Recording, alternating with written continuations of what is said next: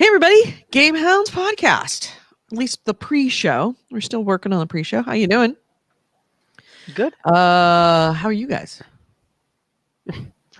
Pretty good. I I'm really guess tired. Andrew is back. You guess. You're not sure. I mean, that's what you named me. I didn't name you that. She did. She totally did. No, I didn't. Andrew named it.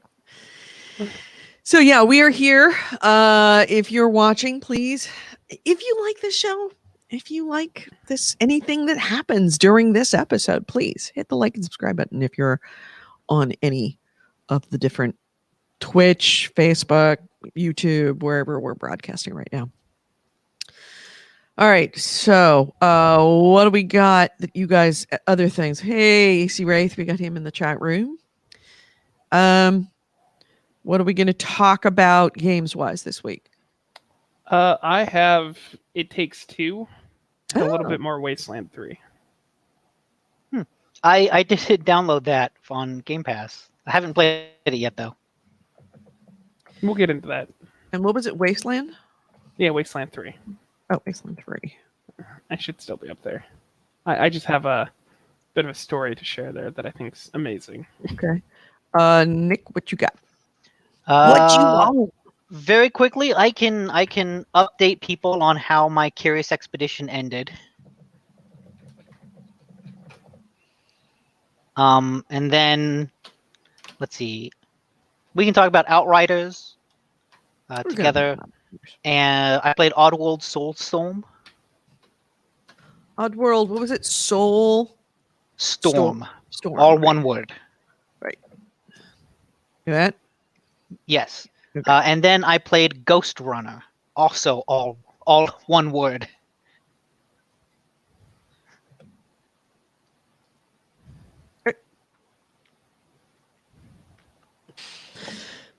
So did we already cover all of the new stuff that you're going to mention? Yeah, lots of different Epic vs. Apple stuff. There was on Gamasutra for the GDC, there was a survey that, I guess this is kind of still part of Epic v. Apple. There was a survey that kind of shows developers trends in the industry. And actually, I guess there's more than just the 30/70 revenue split. There's also like what people think of the consoles, how they work during the pandemic. Right. So just a GDC survey. Okay. And then I saw something on Kotaku on my phone, and I'm trying to find it on my computer, that now every Activision studio is working on Call of Duty.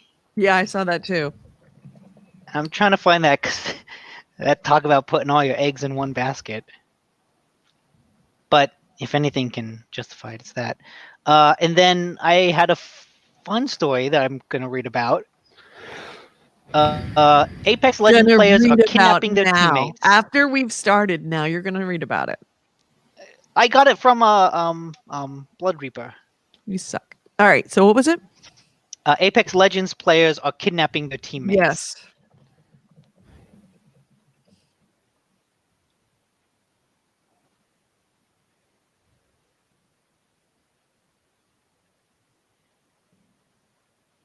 Yeah, I saw that. I actually watched the video.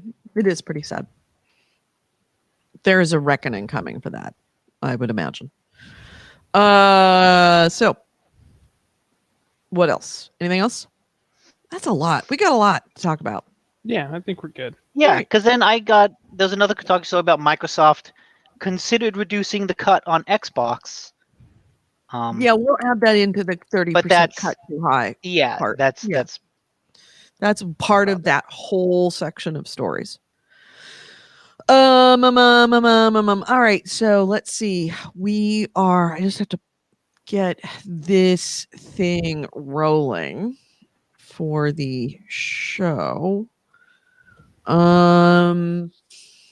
Need to make sure that we are recording on the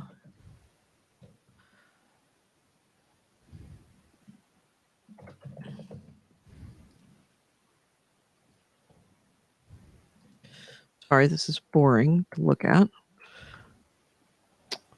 Most of doing a podcast is boring work. This is what the normal pre-show is, so I don't think that we're normally setting up.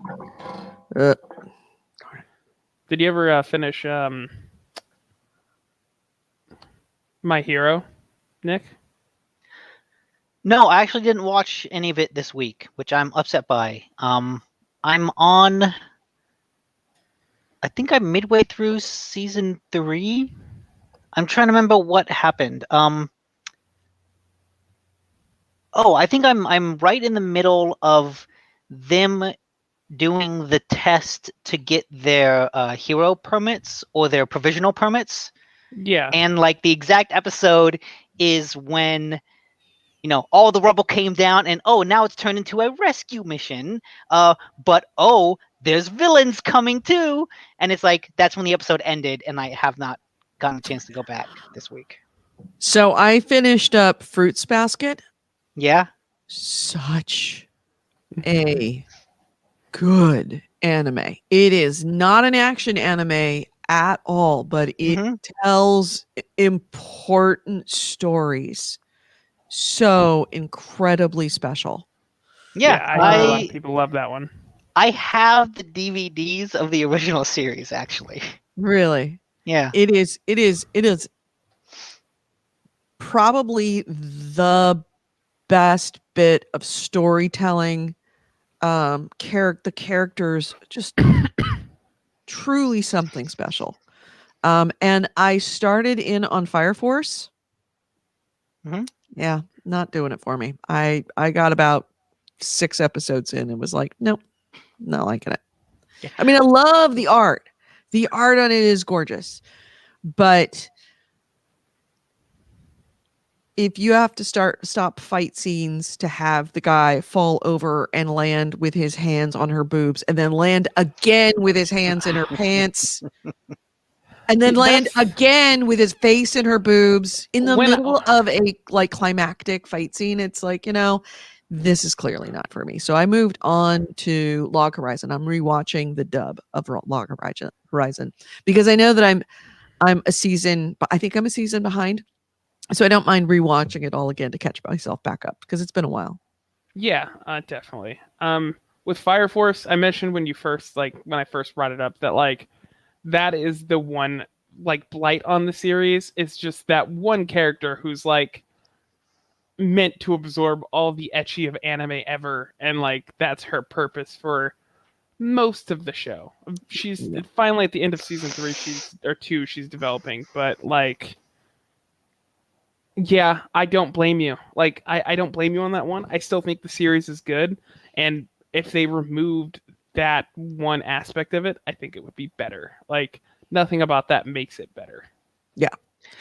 Yeah, it was enough off-putting for me that it's, you know, the fact that they actually, I mean, yeah, sorry, my glasses are all goofed up. Yeah, the fact that it's there, you know, there's a certain element of anime that I'm going to have to accept that in some shows.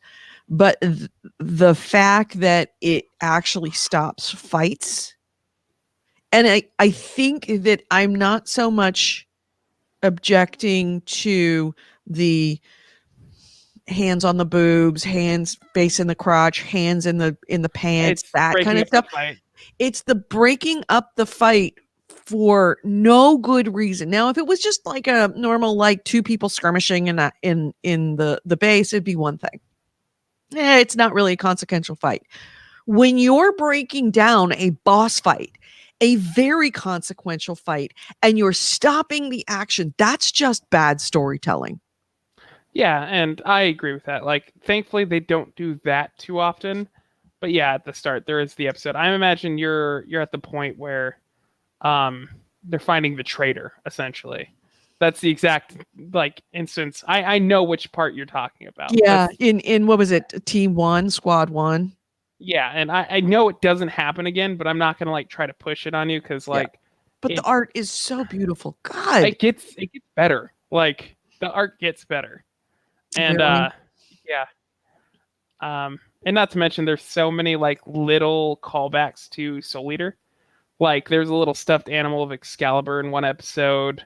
death masks everywhere.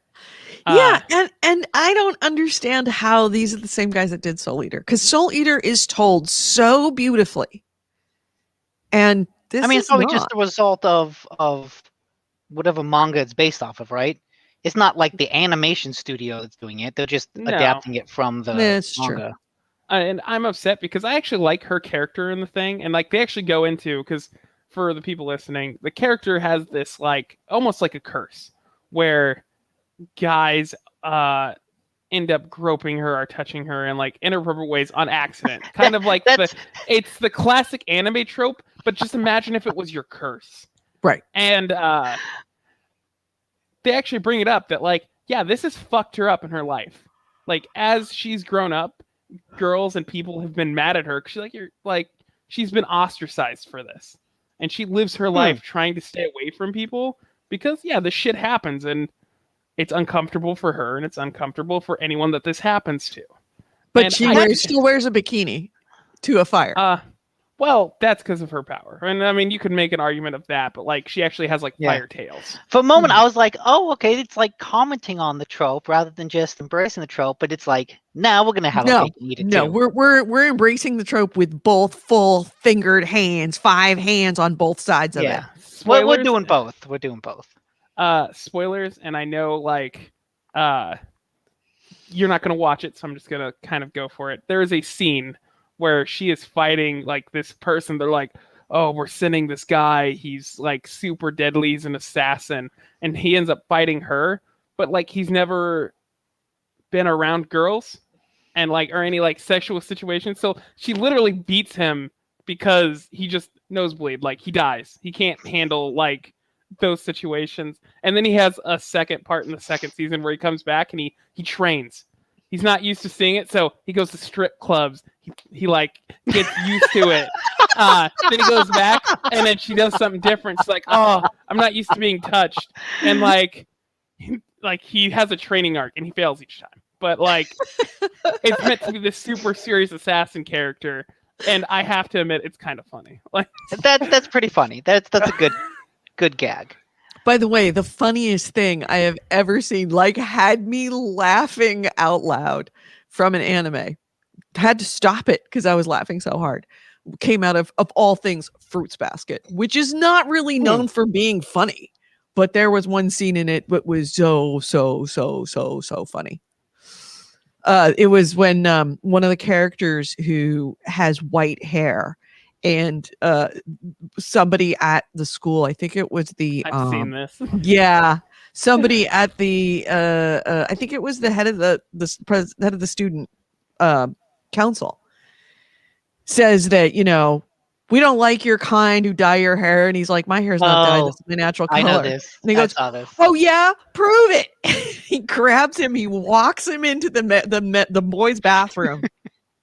And then you see the student council guy going, yep, that's his real color. And somebody goes, how'd he show him? And it's like, never mind. Yeah, the main girl's like, what happened? What'd he do? And the other guy's like, don't worry about it. Don't He looks like he's seen a horror. Like I just was like, did that just happen? That's fucking hilarious. And it probably because it was it's a show that's not really known for being, you know, like slapstick comedy, but that was like so off color. I feel like it's that's how you do an off color joke. As my mom used to say, don't curse all the time. That way, when you do curse, it makes an impact. And that's the same thing of Fruits Basket. Mm-hmm. It stood out of like, that's fucking hilarious. Just made me love the show that much more. I feel like that show veers between slapstick and serious stick, like all the time over an episode. Not too much. Mostly it's the slapstick comes from the two main characters. Yeah, because they're always fighting. Right. Yeah. They're always fighting, but it's not like, you know, hilarious comedy, haha. But that was hilarious comedy, haha.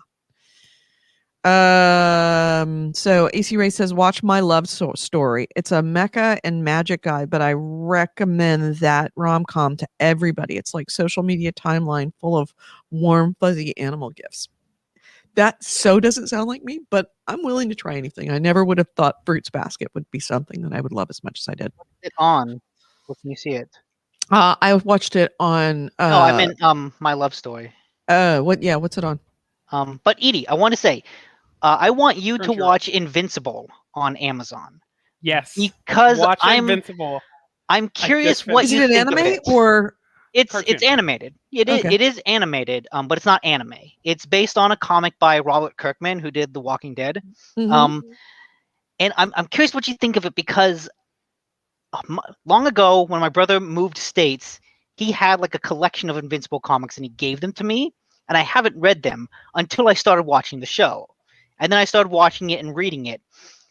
And it starts off kind of slow, and it starts off like it keeps kind of throwing subplot after subplot after But subplot at you, and it's don't like, spoil it, though. okay, come on. No, I know, but it's like, okay, come on, where is this going? But then, like, it's hard for me to put my finger on exactly what turns. But at a certain point, it's like, okay, I'm kind of invested in these characters, and it's like, okay, I kind of want to see what happens. And I do think the show, like, it ends on like the first big, shocking change in the status quo that the comics do, and it's pretty good. It hits on all the right emotions, but like I've passed that in the comics, and at a certain point I'm like, fuck, what changed? And like I'm really invested in the goddamn comics now that like I'm trying to collect the rest of the series.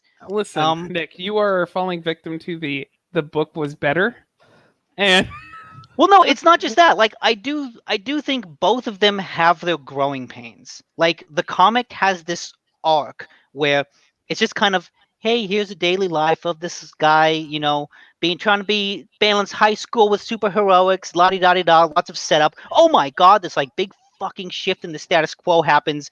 It's like, whoa. Da da da da da, daily life of a college student trying to balance school with superheroes, and it's da da da. It's like, okay, come on. And I'm just kind of reading it because I have the comics, but then at a certain point it's like, okay, wait a minute, when did this shift happen? But like now I'm invested in the characters. Now like every issue kind of has some important thing happening. It's like, I don't know, it feels a lot like Robert Kirkman, the writer, finding his legs, like, finding the proper pace of it as it goes along. It's like, oh, okay. Even the art is like, the first comic is like, okay, this art is okay. And then where I am now, like 50 issues in, it's like, oh, this is it. So I'm curious what you think of it, because I don't think it is as good as The Boys. Either the comic or the show. I think The Boys show is like the best of that sort of So like good.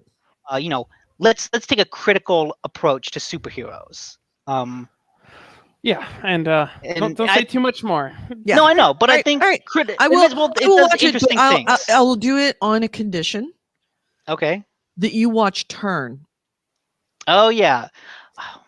Okay. So not like anything that anybody that we've talked about, you, Andrew, and we've covered on the show. Such it's on Netflix? It's on Netflix. Okay, because I was like, I know that was an AMC show. Yes, it is the AMC show. Where can you It's where we watch watched it. But, okay, Netflix is easy. That's So worth it. Holy shit, is it a good show? And on top of that, and it was only until about, I would say, a good 3/4 into the show of Kevin and me watching this every night, 2 episodes a night, that I looked, it's just, Wikipedia'd that shit. All of the characters all existed. It is an actual story of something that happened, and you think to yourself, this can't be real. This is obviously a fictionalization based in the Revolutionary War. No, it's not. It all really fucking happened. It all fucking happened, and you could literally go to Long Island and see the houses that were portrayed, the taverns and the houses and the churches that were portrayed where these events happened. It blows my mind that this really happened. Okay, before we start, I want to go pick up a package that was delivered before someone possibly takes it. I know, and I gotta go to the bathroom, so I'll go do that. So Andrew, No, we talked about this. No. Oh crap! And now my mind goes blank. Yes, hello. I'm back this week. I guess I'll talk about The Expanse if you haven't heard about it yet. On Amazon, the show. I don't know if it's only on Amazon, but it's streamed on Amazon.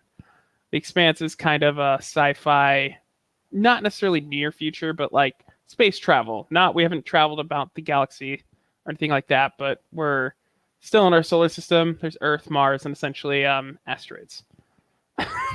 Yes, of course. This is the new title of the show, and I just want people to be back. I'm all alone. Oh man. But yes, The Expanse. I have only in like 6 episodes in. I haven't got super far, but so far, if you like sci-fi, it has some tropes to it, but it seems to try to keep that idea of like physics and less fantasy from the sci-fi and actually more of the like science behind it. Like what would happen if you had people born in space, for instance. Oh yeah, I guess it is from sci-fi. That being said, back to anime. If you haven't watched it, Demon Slayer is also a pretty great anime, and recently it had a movie that premiered here in the States, and it was it made the most money of any anime movie by far. Yes, back. Take it. the Big Sexy show starring Big Sexy. Yes. That is the new title of the show. If you're okay with just kind of action, Edie, I recommend Demon Slayer. Demon Slayer is another one that like the art is fantastic and it has almost no ecchi, like none of that stuff. That's a problem. Like almost none. I can't even think of any, to be honest. I don't have a problem with it as long as it doesn't get in the way of the story. I'm willing to overlook it. There was another one that was like that it was like a really interesting idea for a show and I was really enjoying it, but they interrupted so much with the booby stuff. What was it? What was it? No Game, No Life. Yeah. Okay. So I know you watched some of it, so you got the premise, but I want you to watch the movie. Like, okay. throw away the rest of the series if you don't want to watch it. That's perfectly reasonable. I don't know. Did you finish the series? Or that's no. fine. I got about 4 or 5 episodes in, and then it was just too much. It was. The movie takes place. So in the anime, it's like in the future, right? Where this world, like this god has won and made it the planet of games, essentially. We still have all of those races. This movie takes place during that war. And like the battles therein of, and it's great. All right. I will. I mean, I love the concept of it. Oh yeah. Yeah, no, I agree. That has so much ecchi in it. It's almost ridiculous. Like I enjoy the show because I can get past it, and maybe because I'm a guy, so like that doesn't bother me as much. But I don't recommend it for that exact reason because it's like half ecchi and meh. Give Fire Force another chance. Try to get through the first season. All right, I will. But I am watching Log Horizon, and yes, that is such a that's quality. Show. That's quality. Has Nick watched Log Horizon yet? I don't think so. I think he needs to watch Log Horizon if only because that will get him to start watching or start reading RPG Lit. Yeah, I can see that. That's perfect, like RPG Lit. That is RPG Lit. That's kind of the definition of that whole genre of books. And some of them are as good, if not better, there's actually a couple that I would say really, really, really do need to be anime. They are so good. So good. There's a lot of bad ones too. Unfortunately, it seems right now most of that genre is dominated by men. Lit RPG? Yeah, for the authors. And some of 99% of it is awesome.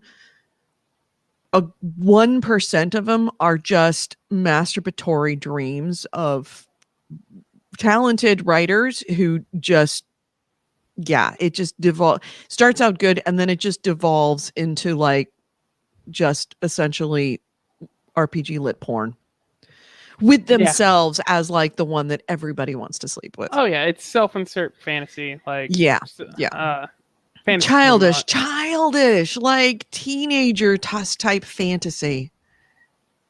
So AC Ray says the closest I'm watching right now is Full Dive. The next Ultimate Gen Full Dive RPG is even shittier than real life. It is a meme what light novels names are. I don't know if you know this, ED, but there's like that time I turned into a vending machine at a spa. Like that's an anime title. The time I turned into a slime. Yes, that's actually the good one. It's a really good one. But the time I turned into some grass. Like right. That's let's see. There's another one that is it okay to pick up girls in a dungeon, which is actually really good. I was surprised. And it's not about picking up girls. I mean, it is about, relationships, but it's not about picking up girls in a dungeon. I hear season 2 is fantastic, but I have yet to go back. I have to watch season 2. I don't know that it's. I have to look. Why did I stop? Did I finish watching season 2? Maybe I did watch season both 1 ended, and it was like 12 episodes, and then like they didn't come out for a season 2 for like 4 years. Oh, really? Yes. So that's probably why you stopped watching. No, I think I would have watched it all the way through. If I get past a certain point, I'll watch everything. I must have seen the season 2, but it's really quite good. Blood Reaper said he just put a Demon Slayer thing in Discord. I did notice that. It's the article saying that it has surpassed pretty much any other anime movie like that's been released in the States by far. Where is Nick? How long does it take to get a fucking package? Did he get murdered on the way?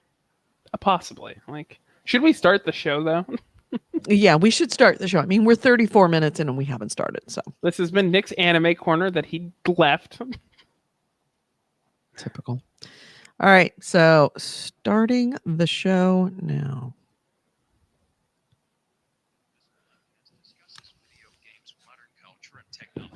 And these podcasters are big fat potty mouths. If you're younger than 18 or are easily offended, please stop this podcast now. Oh, and your mom says to take out the trash and do your homework.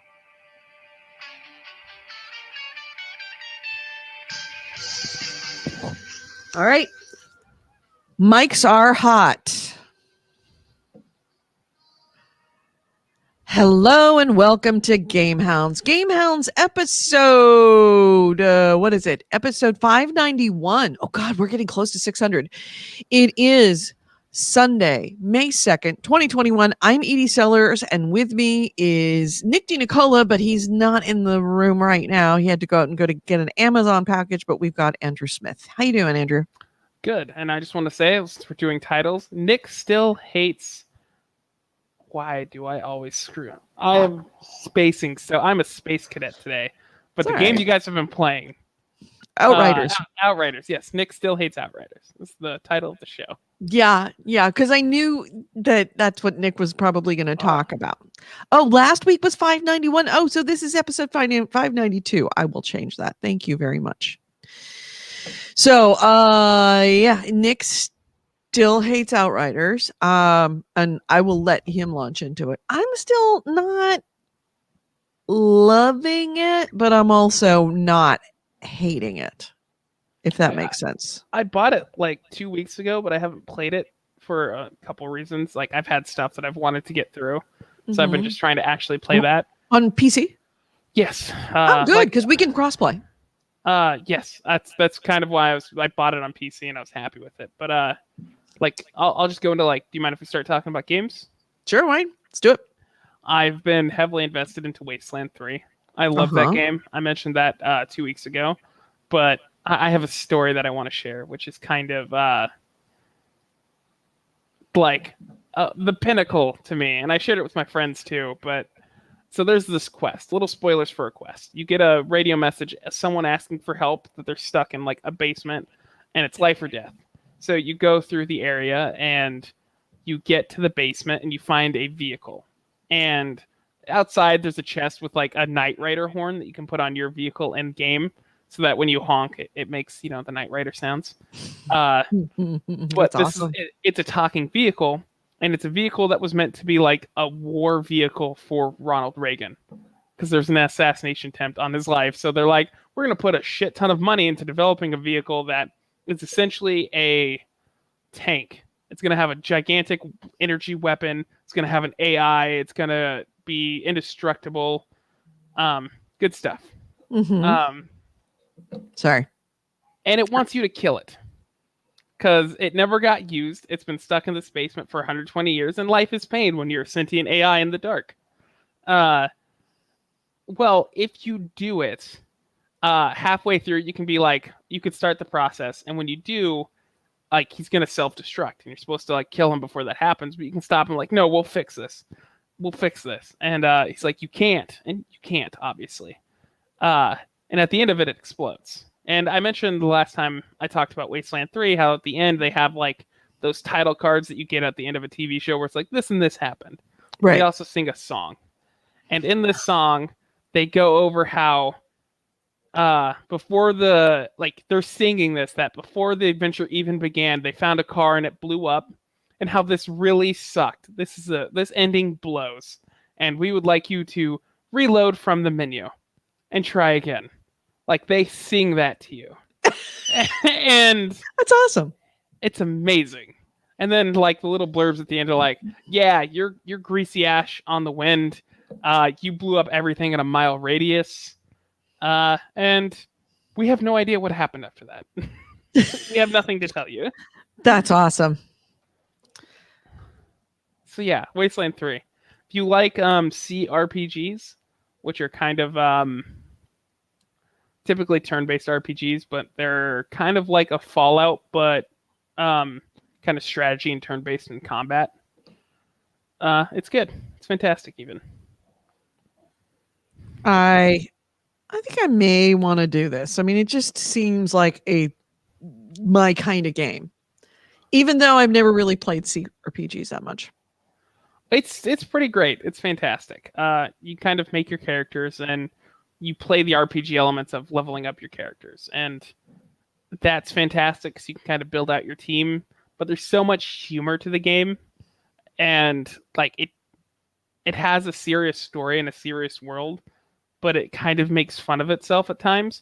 Like, for instance, there is this like museum of a bunch of old games, and it's like, here's the best game ever made, Wasteland 4. You can turn the screen green or red. So it doesn't take itself very seriously. No, it knows when to cut the seriousness with itself. Like, there's this place called the Bazaar, which is an underground like market that's being controlled by the Monster Army, which are a bunch of people in like Wolfman masks and like various monster like Frankenstein masks. And the leader of it is called Flab the Inhaler. And he is a fat guy dressed up as a Dracula who tries to talk with a like Transylvanian accent. And like, that's his whole character, and it's kind of awesome. But yeah, that's great. Like, can you just a bazaar that's controlled by people who built their idea around the Monster Mash, the song The Monster Mash. Like, that's their group. That's awesome. Or you pick up a cat that wears a cowboy hat, and he's one of the desert rangers like you. And if you keep him with you, and on one interaction, I got called a cat-loving simp. And yes, I am a cat-loving simp.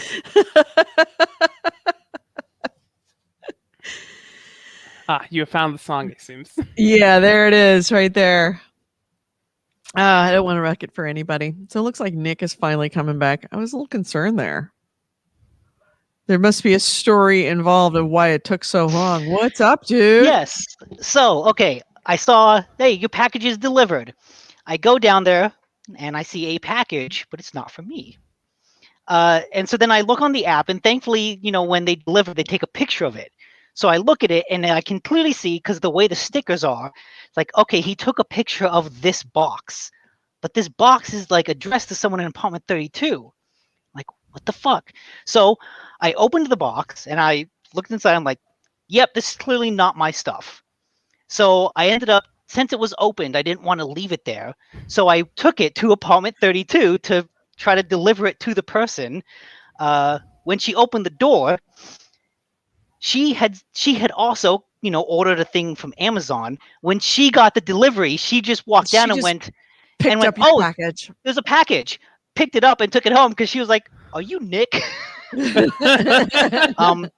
But the Amazon guy took a picture of the wrong package, which is why I was like, is this mine? Is it mine? Maybe I'm gonna Nice. open it because that. So I ended up first I ended up walking around the complex to each mailroom because he said left it in the mailroom. And then I'm fretting, should I open this package? It's not addressed to me, but the picture is correct. What is it? And then it was like, okay, I'm gonna find apartment 32 and give it to her. And And that's how your So it rom-com was an started. odyssey. Yeah, I know exactly. This yes. is like a rom-com. All right, so yeah, that was Wasteland. Anything else we want to talk about? Want to talk about how much you hate Outriders, Nick? I mean, it is the name of the show. Sure. Oh, is it? Okay. Yeah. That game, I've said it last week, that game is a binary where you either can succeed a mission or you fail, and it kind of has nothing to do with how good you are. It's just, do the numbers add up or not? Because there were multiple times when we would have a third person join us for these endgame expeditions, and they were really good. And so we're like, okay, between the three of us with this guy doing a lot of damage, we can complete level 9 or 10. So we'd go into that tier of expedition and we'd pass the first couple of fights pretty well. And then we get to a third fight and just losing, and you fail. And then I was like, what? Why did it happen? And we realized the guy left. Either he got disconnected through some technical issue or he quit for some reason. That happened 3 fucking times over the course of a single night of just, okay, we're going to try to do this expedition with this third guy. He quits halfway through and we fail. And it's like this switch gets flipped from, oh, the numbers add up and you can succeed. Oh, he left, flip it down. The numbers don't add up, you fail. That's it. And the thing is, I do still like the campaign, and I would recommend people play through the campaign because I think the campaign gives you the ability to mitigate a lot of the larger issues with the combat. I think the game feels good to play. The act of moving and shooting and using abilities is good. And I think I said it before, but the design of combat is really frustrating and bad because just here's a swarm of things, shoot it. And it's not enjoyable. It's not interesting. I don't find it fun. What makes the campaign work is that everything is kind of tied to your level. And so you can get through things in a way that feels challenging. Or the numbers often add up in your favor because, the numbers are very tied closely with your progression through the story. And at any point that they don't, you can change that difficulty. You can lower the world tier, and it instantly makes a fight easier. And then you have the story, which I do think, becomes really interesting. And I want to see what happens when they start to, leave this war-torn area of the planet into exploring the unknown. It gets really interesting, and that does a lot to motivate me to get through the game. So between that, the ability to lower the difficulty on the fly, it mitigates a lot of the issues with the combat. With the end game, you don't have a story to motivate you through. It's all just get better numbers. Mm-hmm. You can't change any of the difficulty on the fly. And it's constantly kind of pushing you higher and higher. And so you're constantly bashing your head against the really frustrating bad combat design because that's all you do is you're just in tough fights. And so you're constantly banging your head against this switch that has flipped up or flipped down. And yeah, it's just so it's frustrating. when you either not to say have an easy time of it. You either kind of not say cruise because it's not easy, but you get through it just enough when you're correctly leveled for your gear and yourself. And that's the thing, is it the difference between being properly skilled out, like actually your actual skills. You do it wrong, you can't do shit. And they really don't have any good explanation of like, what's the best build. It's like there's builds that are really good, and then everything else isn't just lesser, it's crap. It's the difference between doing 3 million damage in an expedition, or 20 million damage in an expedition. So it's like when you go in, you either do it successfully or you completely fail. You struggle, and it is just overwhelming. It's like you said, very binary. If you're doing it right, you're like moving at a pretty good clip. If you do it wrong, you don't just do a little wrong, you get completely overwhelmed and swarmed. Yeah, it was interesting because like we sort of went back and forth between like tier 8 and 9, and at a certain point we did tier 8, and we just kind of cruised through it. It was Right. like, okay, we're really wrecking through a lot of these enemies. Like we're not just killing them in one hit. Like I don't want to say it was a little it's too fine. easy, but it wasn't hard. Yeah, it wasn't hard. It was like, okay, well, we're properly leveled for this. We try a 9, and it's just bleh. Right. like, It's what the insta death. What? How do those numbers add up? And it's like, I just don't understand. Yeah, and there's what, It's numbering 15 behind the levels scenes. out of it? Yeah. See, and I don't mind that because I don't mind failing that much. I don't mind you take it failure. very, very, very badly just simply because of the way you fail, the fact that you are overwhelmed. It's not just like, oh, it's a little, just a tiny bit beyond what you want to. Chance.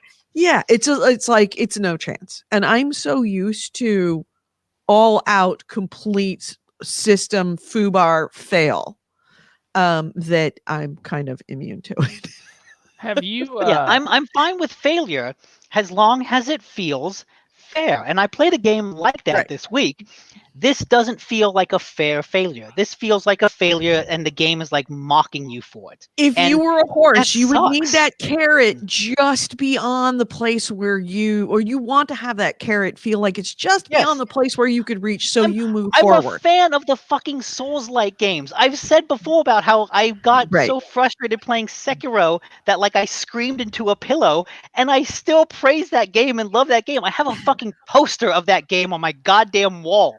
Yeah. Do you play a lot of loot shooters, like, or a lot of loot-based games in general? No, and I actually did mention this specifically last night, that I was like, I'm slowly figuring out maybe I don't like loot shooters in the same way I don't like roguelikes. Like there's something about the loop of gameplay that's not for me. And I was like, maybe that's the case. This Maybe is this is definitely just a a hard function lesson. of like loot shooters. What you're dealing with is if people who play loot shooters like Borderlands or Diablo, they're used to this, where it really is kind of a numbers spreadsheet game where you have to meet a certain DPS check, a certain endurance check, that if you can't, then you can't. Like, it will destroy you. You're not high enough level. You don't have those stats that you need to succeed. And while there is some skill involved, like if you go to the harder difficulties of, for instance, Borderlands, you have that same problem that if you're not properly equipped, if you don't have the gear that you need, you will fail. There is no amount of skill, no amount of aiming, because your numbers won't be enough. Right. And But the thing, like, I never felt see, that and I don't frustrated mind playing those Borderlands 1 or 2, and I haven't played 3, so I don't know if that's the case, but I don't know what it is. I would say this in particular is very brutal in that way. Is the difference between a tier 8 and a tier 9, or tier 9 and a tier 10, is significant. It's not like, I did pretty good on 8, maybe I should go to 9. No, you will know almost immediately if that's not going to work for you. Yeah. And it's not baby steps, it's huge steps up. And I mean, yeah, you may end up just loot And shooters it's are not all your thing. about for me, and I don't mind it so much because it's like, all right, I was overwhelmed. Clearly I'm doing something wrong. What can I do? What Then you go back and you research. It's like, maybe I should change my skills. Maybe I need to get different gear that is promoting either more health or more anomaly power or my cooldown reduction so that I can actually get myself past that DPS check or get myself down that survivability check to be able to do this. And Because then it comes down to, as you get higher up, you will get better loot. As you get better loot, you will have an easier time because you can make those changes in your build so that you can survive. this is why having something like a light number or a like item level in general, like Destiny's a light number. Most MMOs have an item level that tells you what your gear can do. Essentially, like that's useful in this sense. Yeah, Like, This does this have an game, item level, and on top it of it, the has that. tiers actually have an item level attached to it. I don't know if you saw that. Nick. Yeah. I did. Yeah. But a lot of it is kind of confusing because, like, when we were playing last night, I did go, okay, I'm gonna go online and look up what is a good build for endgame, and I changed my stats around to suit that. And you instantly did better. Like, Yes, not well, just a I little, did. a lot better. I did better enough that I'm like, okay, I've gotten above like the tier 6 or 7 that we were at, and now it's like tier 9 and 10 is where we're at.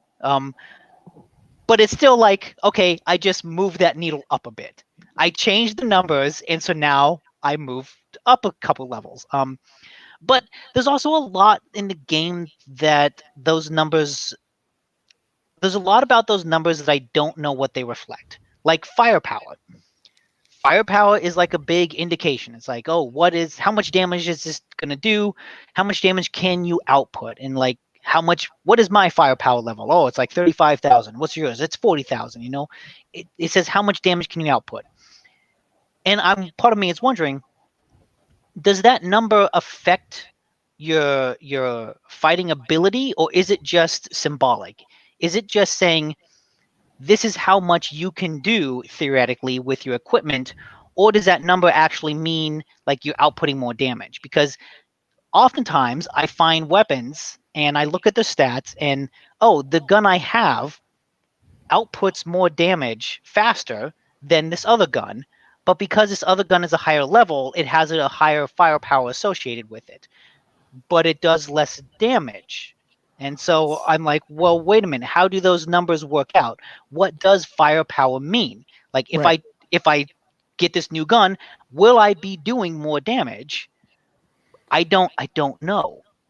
some And like a bit of that is like the difference between just like the damage number on your gun, like how much it's supposed to do, and then like the overall calculation of DPS. yeah, For and I've looked instance, at that, but like I have a gun. It's like it does, 900 damage with 100 clip and like 500, rate of fire. And I look at a assault rifle that's like, oh, 800 damage, 30 clip, and 200 rate of fire. All the numbers are lower, but the firepower is higher. I'm like, what the fuck? Is it just because it's a higher level?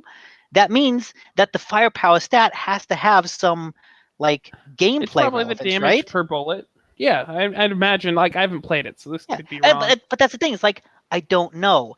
And when you get into the end game, those little tiny things matter, and those little tiny things like aren't well explained or kind of frustrating to try to figure out. And so that's where I'm encountering a lot of this pushback from the game, is because like I want to see those numbers higher, but I don't know what a lot of these stats mean. I don't know how they make it higher. There's no easy way to dig into it unless I go online. I'm like, okay, give me an explanation of all this. Someone And else explain to me.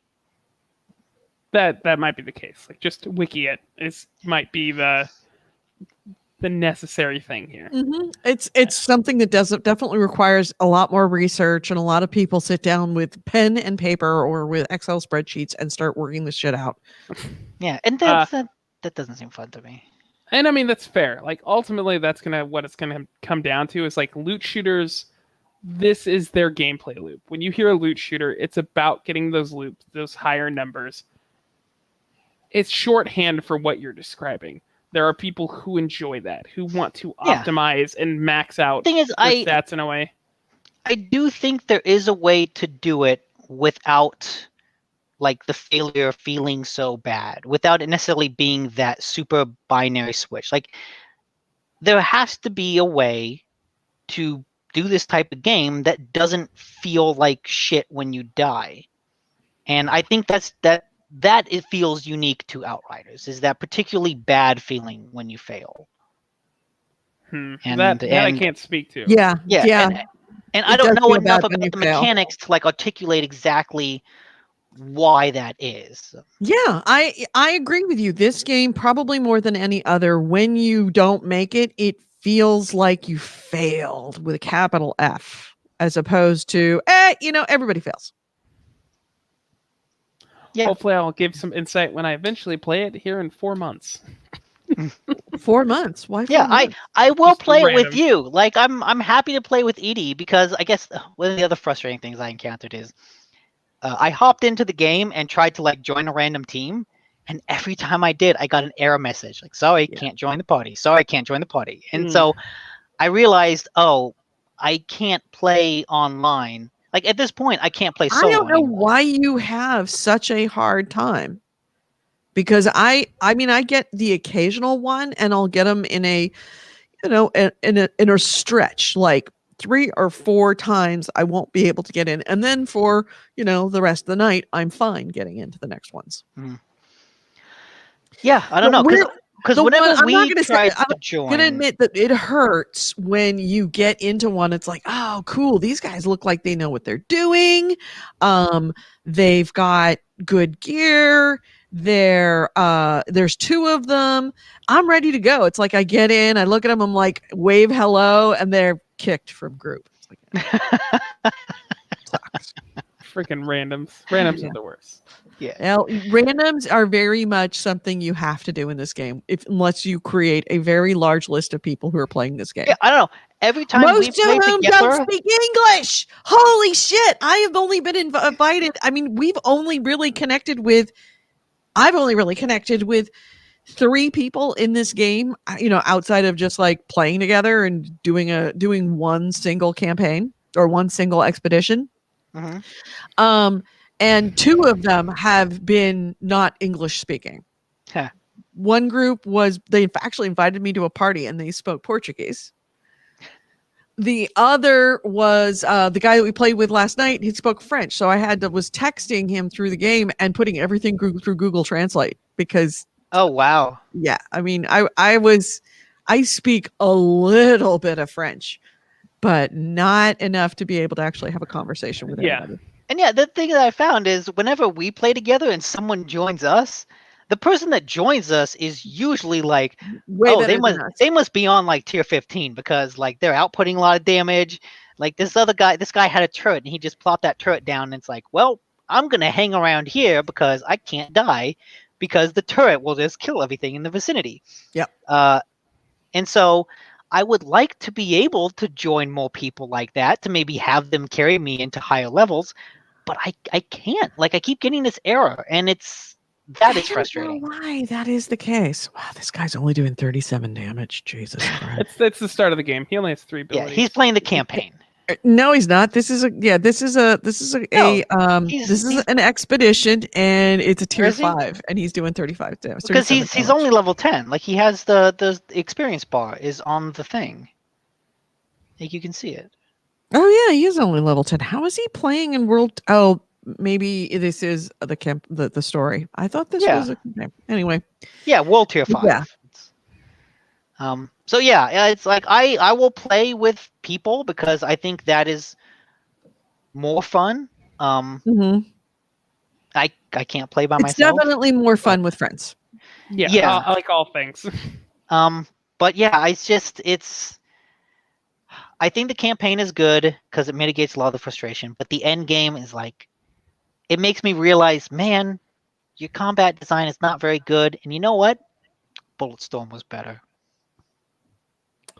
That's low. That's low, Nick. Bulletstorm is an underrated gem.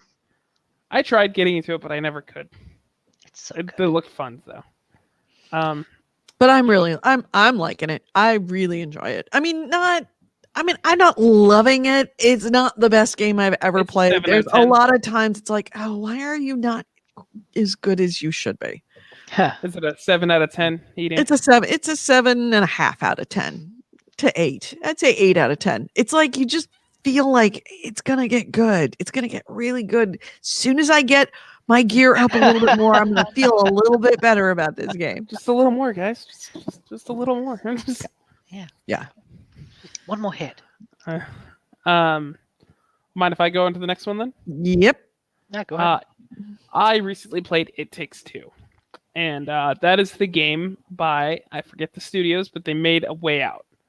It is the co-op game where you're forced to play co-op. And initially I thought it was like the little girl's imagination, but it seems a little bit more like actually like magically happening than necessarily like this is all just in her imagination. So I'm not really sure about that yet. But I have to say it is fun. It is a lot of fun. And it's not like crazy or like the design is like super unique or cool, but it succeeds at being fun. And that's important. Like that's all it needs. A Way Out, I enjoyed that game. Yeah, I did kind too. of meant to be this like this is the top of the line co-op game. They really wanted to be that. And I didn't really think it was all that great.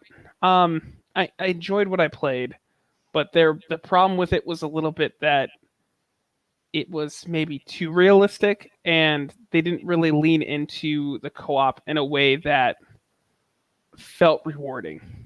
Like nothing you did, the other person couldn't do outside of just the fact that they were storyline-wise put somewhere else. Whereas with this, and I mentioned the last time when I was talking about it and why it seemed exciting to me. The cartoonish and imagination like bent that it has, where like things are crazy and surreal, really highlights the co-op aspect that they went with, like the platforming and the problem solving. Like in the video we're seeing now, one person gets essentially this hazelnut gel gun, and the other person gets a match gun. And this is why you're working for squirrels who are having a war with the wasps. And the hazelnut gun can increase the weight of things. It can also slow things down in combat, but it doesn't really do damage. And the match gun does damage. You can always do damage. But if you shoot the match at the hazelnut gel, it'll explode. And it'll do more damage. And in the video, like you just saw, he used it to weigh down a bridge. You go to the other side, the other person blows it up, and you move on. Like, it goes back up so you can climb back up the ramp. And little things like that, I think, work with a co-op game in a feedback way that is pleasing. Like, we are both being a part of this, and with A Way Out, I felt that you were just scripted to do this in the co-op. That makes sense. Yeah, it's not like either character necessarily had unique abilities. It was just you could both kind of do everything, but if we do that, then it wouldn't really be co-op. So, Right. you can only push this thing. You have to get in it for no reason other than we need you each to do different things. Yeah, and the surreal nature of this game allows the platforming to get kind of crazy and wild. And that's enjoyable to me. Like, that's what makes this game fun. And as far as like the story goes, I think that's kind of the weakest part in a way. The idea, and I'm going to spoil a little bit, is the girl wants her parents, who are getting a divorce, to be friends. Like, that's the whole point. And she kind of cries and magic happens, and they get basically their consciousness gets planted into her dolls. And them going throughout the story, they have fights, and you kind of see their lives, like what they were doing, like prior to this. And one example, like there's a vacuum that didn't get repaired, and then the other person was supposed to fix it, and but neither of them did it. So there's this idea that like their relationship fell apart because of like minor miscommunications or like no communication, and just like the little things not getting done. That's realistic, but it almost seems forced to me in a way. Like the mechanics were made before the story, if that makes sense. And it's just the weakest part for me. But the game doesn't really suffer for it. If you have somebody you want to play with, or like you have This looks like a great fun game. I mean, I'm just watching some of these puzzles that they're solving together. The puzzles look really cool to solve together. Yeah, and they look clever. And that's easily the best part. They have nailed the game being fun, and that's all it needs. And it succeeds at that. So if you have a person you like to play with, hell, even if you don't and you're willing to play with a random, get this game. I think it's great. It's $40. Only one out of the two people have to buy it because there is a co-op pass that you can share. And it's certainly enjoyable enough that I would recommend it as a purchase. And I'm not even done with it. I've only gotten through like 3 of the arcs that they have so far. Out of how many? I have no idea. Oh, so okay. We'll find out. There's like different segments essentially. Yeah. I don't know. Happy with it. Who did you play it with? I have a friend named Suko. Suko? Yeah. And I had a friend watching at the time, and like just going through it. It's fun to watch too, like not necessarily like in a streaming way, but in a like your friends are just sitting around and like watching you play kind of way. That makes sense. Yeah. Well, I mean, I'm enjoying watching just this, YouTube video of somebody playing it. It's pretty cool. Oh yeah. So, Yeah. All right. Anything else? Yeah, I played a couple things. First of all, I played Oddworld. Oh, okay, yeah, Curious Expedition. I should give an update on how my expedition ended. This is the kind of fun, easy, funny roguelike that I played last week. I was in a race against Harriet Tubman. She was in a close second, followed by Amelia Earhart to win the Explorers Club. And basically, we had to like find a golden pyramid in these different locations and find a bunch of artifacts. And the person who had like the most expedition points at the end would get a statue of their honor. So by the time when I talked about it last week, I was in the 4th expedition, and I was in the middle of it. When I came back, immediately encountered some zombie pygmies. That was a little tough. But we managed to get through it, and I was still in first place. But the 6th expedition was tough because in order to find the Golden Pyramid, you have to first find like these 3 relics and activate them, and then the Golden Pyramid appears. And so that means I had to travel all the way around the map, and as someone who was low on resources, every step you take on the map uses up like this sanity meter. And when it's basically like health, or rations and food. Like, so when the sanity meter hits 0, you need to do something to give yourself supplies to take another step on the tile. Along the way, I found a dinosaur egg, and I thought, ooh, this would be a really cool artifact. And so I took it with me. At this point, I had Bartholomew with me. I had my alcoholic companion, whose name I don't remember. And a He was third the alcoholic companion. Yeah, my good pal Alki. Alki. And a third guy that I hired just for that expedition. So we managed to like cross this huge lake because there are these geysers, and every time they go off, they raise the water level, and when they go down, the water level drops. And so we were able to use that to get to this relic location, activate it, and then sort of wait a couple days for the water to go down. And then, to our surprise, the dinosaur egg hatched, and we had a little baby dinosaur. And I thought, oh, well, this is going to be even better, a better artifact. So like we crossed the lake, and after a couple days, the dinosaur grew up, and it became a new companion. Oh, cool. So I basically had my own pet velociraptor. Except the problem is that you can only have 5 people in your group, and I already had my three humans, myself, and our ox. So I had to get rid of someone.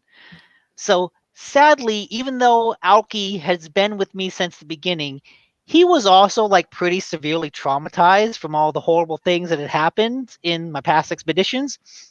So I just kind of left him behind in the desert. And I went forward with my Might dinosaur never go companion. hiking with you, seriously. He's drinking like, this has been so dangerous. Someday I'm just going to get left behind. Gets left behind. Yep. And so we encountered an issue where we activated the last ruin, and the golden pyramid appeared all the way on the eastern side of the map. But we were on the west, and there was a huge ocean in the middle. So that means we had to go north, east, and then south in order to get to the pyramid. And I knew I did not have enough resources to do that. So I'm like, you know what? Fuck it. We're just going to try to go for as long as we can, We're just going to see how far we can go. We start crossing. We end up getting all the way north. And then I wake up to another surprise. Oh, I should mention the Velociraptor is named Sir Bert. Sir Bert. Okay. Sir Bert. And I woke up to find Sir Bert eating Bartholomew.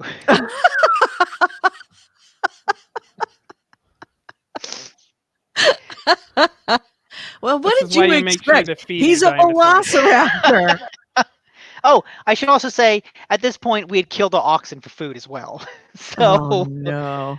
one I of the love things games you like can this do. that just make a story for Oh, you. yes. And that's what I love about this game. I was playing on easy mode, and I mentioned this last week. I like that it's a roguelike that has an easy mode, because this game feels like it's not as much about the challenge of survival like a lot of roguelikes are.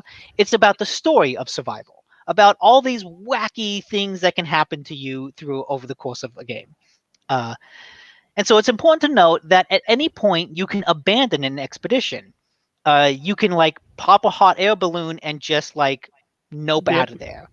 But you need 2 people to do that.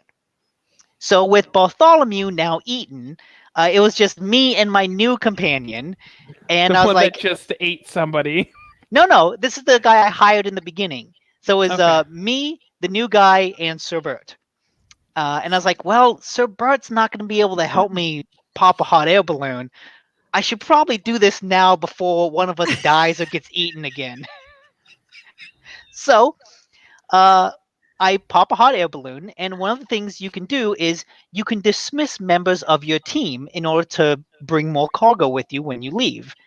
So at that point, I was like, you know what? I've seen Jurassic Park: The Lost World.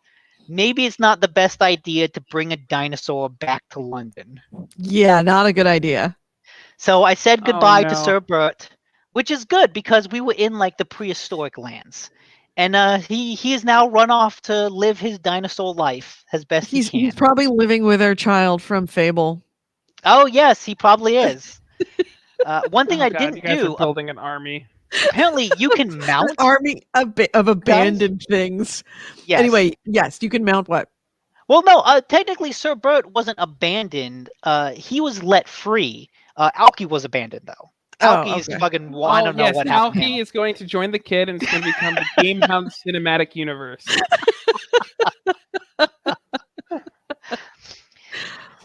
And so I was able to bring back like all the loot I had found. I could just see Alki like sitting out in the middle of the desert by himself going, my name is Steve. You remember together from the beginning, and my name is Steve, damn it. He does have Like- a name. I just don't remember what it was. Pan back, and then just like a hooded figure walks up, cut to credits. That's for the sequel. Oh, yeah. So yeah, I got back, and even giving in all my treasures that I found, because fucking Harriet Tubman found her golden pyramid, she pulled ahead to get first place, and because I had to abandon the mission, even Amelia Earhart got ahead of me, and I ended up taking third place in the race, and fucking Harriet Tubman got a statue of herself in front of the Explorers Club. But what's neat is you get an Animal House style like epilogue, a little paragraph epilogue about what you and your companions do afterwards. And even though the guy who was with me, I had only hired for that one expedition, his summary was basically, yeah, he went on to live a normal life, but he was always haunted by what he had seen. Whereas my summary was like, yeah, I went on to live a pretty good life. But none of it was ever quite as adventurous or fun as it was during the expeditions. I was never quite achieved that same level of fame, but I was cool. I just So, had to suffer for character- normalcy. Your character turned out all right, but the person that you brought along for one mission saw you abandon a person in the desert. And then waking up to see another person in your party being eaten by a velociraptor. Yes, and then killing A all pet like beast of velociraptor. burden. Right. Yeah, nice, yeah. yeah. So he was haunted, and I turned out okay, but I didn't win, and that's sad. And I want to go back and try another expedition to see what happens, and maybe this time. The character I had invested in was kind of a big forest explorer. Maybe this time I'll make an Arctic explorer and see what fun I can get into up in the north. it actually Got sounds like a really fun game. It does. It's really cool. I really enjoy it. Nick, start of the episode. Man, I really don't like roguelikes. Nick, halfway through the episode, I love this roguelike. Right? And you know what? Returnal just came out. I've heard some good things about it. I've heard that it's a really hardcore roguelike, and because I cannot learn my lesson, part of me really wants to pick it up. Yeah. I'm of the same opinion. And I'm like, but it's a roguelike. I'm going to play it for like a couple hours and go, I don't like this. But what if it's like the Curious Expedition? If you have a good computer, just get it on. Is Returnal on Steam, or is it just PS5? No, it's just PS5. Well, shit. All right then. And so that also means it's $70, not $60. Yeah. So yeah. And then speaking of PS5 exclusives, I played Oddworld Soulstorm, which was one of their free games back in April. And AC says if I'm going to check out the sequel to Curious Expedition, I probably will. I'll put it on a wish list somewhere, but I just got this first one. I'd like to play it a little bit more before playing the second one. Oddworld is neat.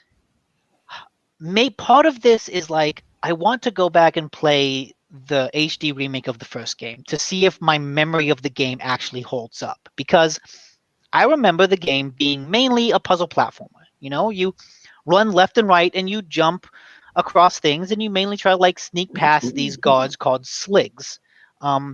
In order to save some of your companions called Modicans, who are like the slave race of people. And like that part of the game, Soulstorm does really well. Like it feels like an Oddworld game. But it adds in a bunch of new mechanics that feel like they're offensive focused. So it adds in this whole crafting system. And part of it feels a little half-baked because you'll run into situations where you have to use a particular item to get past an area, and there'll be a vending machine there that just has the crafting material you need for free, and you can just buy it endlessly.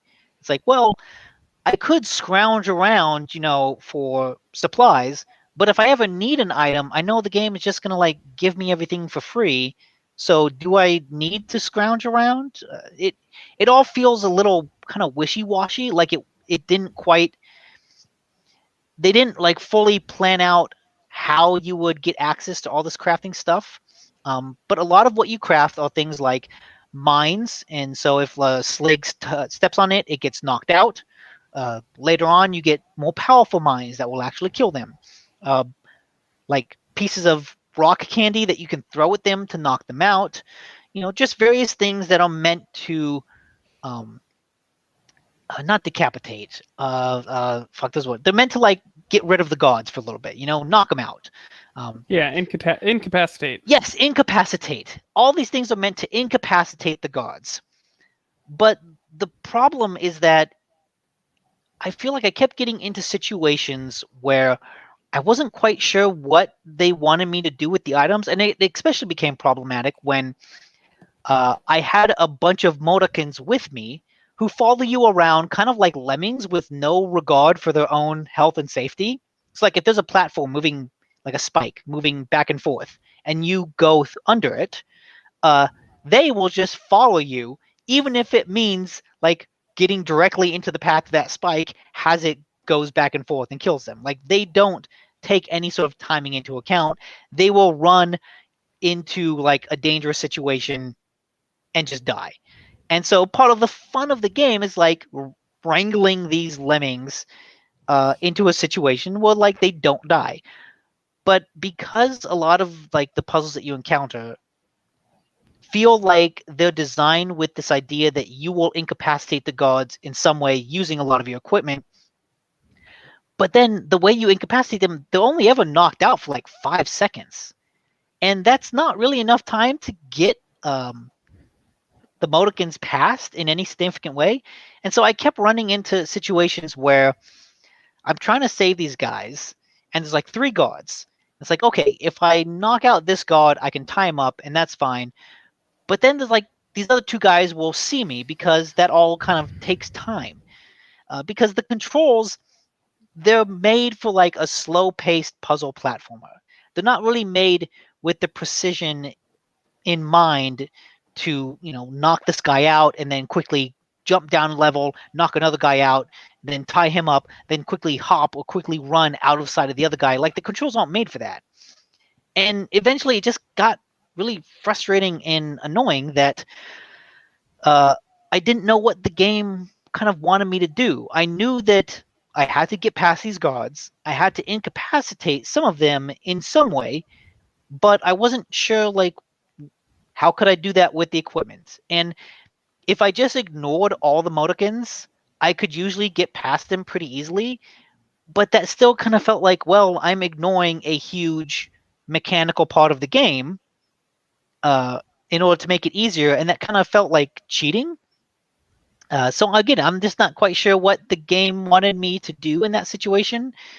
And so I just kind of, I don't know, I fell off of it. I don't know if I'll go back because I liked the Oddworld games, but I liked them more when, at least with Abe's Odyssey. I know the other ones are like more action focused. Like one of them was a first person shooter.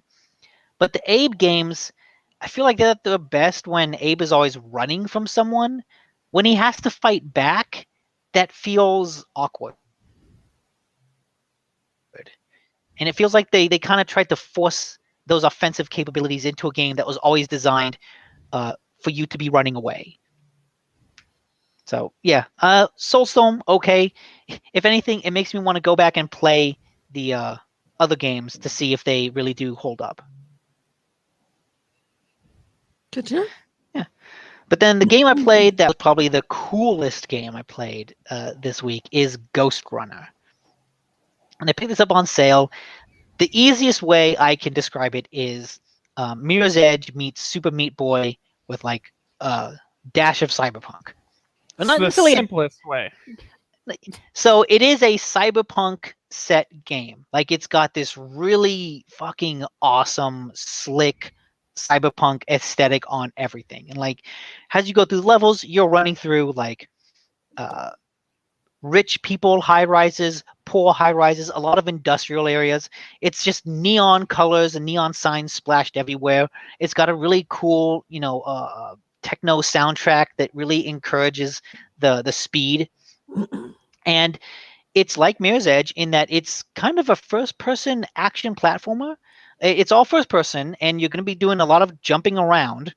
But it's a lot like Super Meat Boy in that the different situations you're put in are like, here's an area, like a single combat area or a single platforming area. And if you fail, you kind of go back to the checkpoint. and you'll die a whole bunch of times trying to just figure out, okay, what's the best route through this combat area? Like, one hit and you're dead, but you can deflect bullets. And so it's like, well, I'm going to wall run along this sign, jump off, kill this one shooter, and then sort of dodge my way behind a pillar, sneak up on another guy, get him. Or maybe I'll go to the left instead and fight this samurai over there so that I don't have to worry about him later, and try to circle around the shooters and get to them from behind. And so each combat arena, at first you're trying to find like the best route through it, and then you're just trying to execute it to perfection because, one hit and you're dead. And it creates this really awesome sense of momentum, just in the camera shake, the way all of that works. God, I'm watching this video and this guy's fucking flying through the game. On my screen, it keeps jumping around. So, the level design, I think, in the platforming sections where you're kind of meant to just move fast, the level design is really, really well done. That oftentimes I'm not stuck trying to figure out where to go. And whenever I do stop and try to think, where do I go next? That's purposeful because you're not meant to just go forward. You're meant to kind of stop and turn around and do something. And so it's got this really great level design that keeps pushing you forward and pushing you forward.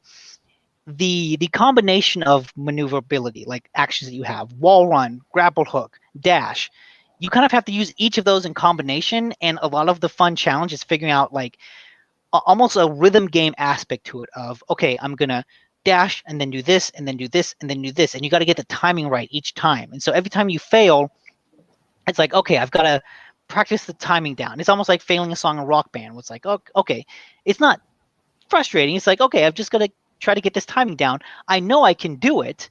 Like, there's nothing in the game that's preventing me from doing this. I just have to get better at it. But what really helps, what really makes the game awesome, is that a lot of the little touches make you feel like a ninja god even when you fail. When you deflect a bullet, the sound effect is so satisfying. You've got like this ting and a clang that sounds like you just deflected something dangerous. Like, okay, he shot at you with a projectile that can kill you, but you deflected it like it was nothing. When you kill a guy, there's always this kind of slow effect where like the last person you kill, slow motion effect, and you can kind of see them separate, and there's like a little bit of splatter on the screen.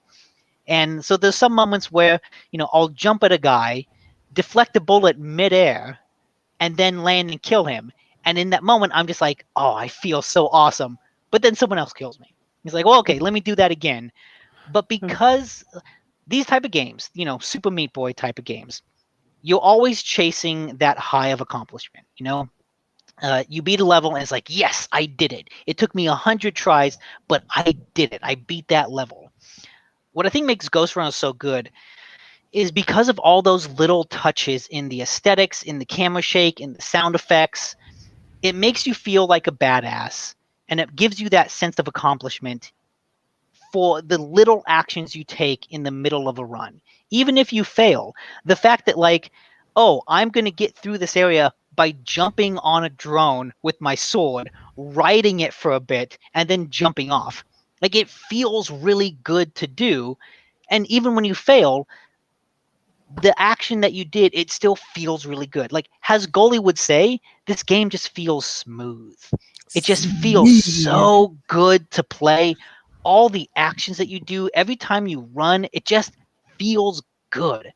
And so, like, in one level, it kind of says how long you took on a level and then how many times you died. And I see, oh, I died 77 times in 20 minutes. That seems like a lot, but also, like, I just want to keep playing. I don't want to stop, because at no point did the failure feel frustrating. It was just, okay, I know I can do this, and I know the game wants me to do this. It's just a matter of like finding the right route through this area. It's just a matter of execution. Like, I just need to deflect these bullets instead of like not deflecting it. I need to time it better to deflect it. And so it's always on you. So it never feels like the game is unfair. And then it's constantly Is that a giving you this slight extra against motivation. Outriders? Outriders? Yes, it is. Yes, it very much is. This is the antithesis of Outriders. Yeah,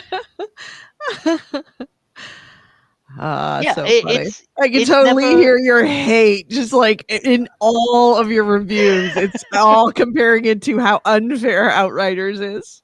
Yeah, because this game makes failure feel good. It makes failure feel good by just making the general act of moving through the world feel good, and by just at all points in the game making you feel like this really badass ninja god. And like I said, there are times when I'm satisfied, like, oh, I did this thing that was really cool. Oh shit, I died. Well, you know what? I still did that thing that was really cool. I'm gonna do it again next time. And like the fact that you can wall run, jump off, then dash back to continue wall running on that same wall, like those kind of actions just feel cool. And so even when you fail, like I said, just the fact that you're continually doing these things that feel good and look good, they mitigate any of the frustration that will come from having to do it over again. It also helps too that when you fail, uh, it reloads the game so quickly that Right. I've been holding the control stick forward, and then when I respawn back at the checkpoint, I go forward and walk off a ledge, and I'm like, oh shit, that's right, I need to jump, but I'm just holding the control stick forward instinctually so much. That is something about Outriders, is that the failure feels punitive because it takes so long to get back in. And you have to start all the way over from the beginning. You could literally not miss killing the last person on the run. And if that's the case, then you have to do the whole 30-minute run all over again and start over. And what I realized, like jumping back into this game, there's checkpoints mid mission, but there's no saving mid mission. So when I quit mid mission and then restarted the game, I had to do the level over again. And I thought, well, this is kind of weird. But each level, is only like 20 minutes. It might take you a lot longer to play because, you're dying and doing things over and over again. But once you kind of get the pattern down, once you get the route down, like, okay, this is what I have to do. Like I ended up, doing the level over again, but it took me 10 minutes instead of like the 20 that it took me last time. Right. So yeah, it's just a really, really cool game. If you like that type of, Super Meat Boy-esque challenge, it executes on that really, really well. It's a great one of those type of games. And it also just has like a really cool aesthetic, really cool feel. It is Mirror's Edge done right. The Mirror's Edge sequel was disappointing in a lot of ways. I feel like this has taken up that mantle. It's a spiritual successor that you'd wanted if you were a fan of that first game. Okay. All right. Any other games before we hit the news, friends? I'm ready for the news. All right. Then stand by. Ugh, too many things to do. Let's hit the news. This is the GameHounds news, the news, views, and commentary of the week in gaming with Gamer Edie, Nick DiNicola, and Andrew Smith. And the first item is... Well, who wants to go first? I'll start, I guess. Just getting this out of the way because it's kind of a small story. Apparently, Konami will be skipping E3 this year. Yeah, that's really surprising because I didn't know that they were in it to begin with. Yeah, so apparently Konami, Xbox, Nintendo, Capcom, Ubisoft, Take-Two, Warner Brothers, and Kochi Media had promised like early commitments to be at E3, and they've backed out. So that's not looking good for E3. We've discussed how like last year E3 isn't doing too hot. More and more people are pulling out, and it's kind of losing its relevancy. Yeah, well, I mean, there's still a lot of stuff that's happening. I mean, it's not like that everybody's pulled out. And actually, it doesn't. Here's the comment from Konami. They say they released the information in a tweet that said they had originally announced that they were going to be there in last month, but they said we will not be ready to present at E3 this year. The statement also said that Konami fans that, quote, we are in deep development on a number of key projects, so stay tuned for some updates in the coming months. I'm going to go back to, was it 2 weeks ago? Was it last week? Where we had talked about there are rumors that Microsoft is in talks for either acquiring or licensing or in some way getting its hands on the Metal Gear Solid IP.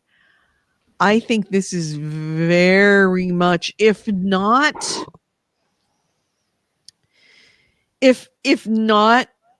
being done because they don't want to be, because they are in talks with Microsoft and want to make an announcement later, at the very least they might not want to be asked questions about these rumors and these leaks. Yeah, there's also been a lot of rumors of a new Silent Hill game coming from someone. A new Silent Hill game, a bunch of other rumors, and it may be that they just don't want to be asked about these rumors. Yeah, because Konami is not developing them. They're giving the IP to other developers because they've largely left that form of, because they failed so far to this point. You know, they have not done a really great job.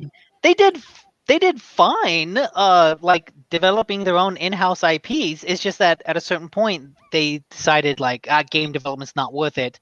We're not going to develop anything in-house. We're just going to be a publisher. We're just going to pass out the IP. Well, they said we're just going to make pachinko games, and then they changed that. To be fair, they did publish a game. It just didn't do very well. I think that they realized that there's not a lot of money in that because they don't have the developers, and I think a lot of developers probably don't want to work for them, given their history. Okay, everybody in the chat room, go ahead, do it. Say it, because you know you want to. You know you're thinking it. I will put them all up on the screen. But yeah, they're definitely not going to be there. I don't want to read too much into it, but it does. There we go. First one. There we go. There it is. Of our first fuck Konami of the show. I don't know that this necessarily confirms any of those rumors, but it does add a little bit of like, well, that's very interesting. It might be completely unrelated, but still a little interesting that Konami is in the news for like 2 weeks about how these rumors of different companies going to be developing for them using existing IPs and maybe licensing them or acquiring them. And then all of a sudden it's like, yeah, we're not coming to E3. It's like, if anything, maybe it represents that those projects are pretty far off, because game development does take a while, and so maybe they're in talks about this stuff, but they don't necessarily have products to show off. Right. Possibly because they're holding off because they want to make a big announcement that is not at E3 about what they're going to be doing. Because you could take over a news cycle with that. Or they're still in negotiations with Microsoft. Microsoft hasn't signed on the dotted line about buying. I don't know. Yeah, I don't believe that rumor. It's an interesting development, especially since they literally just announced that they were going like 3 weeks ago. And now they're saying, oh yeah, now we're not going. Oh, you should have known 3 weeks ago that you weren't ready. I mean, what changed between 3 weeks ago and today? Maybe they rethought E3. Well, you know what? An all digital E3.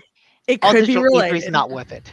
It could be one or the other. It's either related or unrelated, which is, like everything. I think that kind of covers everything. I'm aware of that. This is Schrodinger's conspiracy. Schrodinger's acquisition. Right now, Microsoft has both acquired and not acquired Metal Gear that's Solid. true.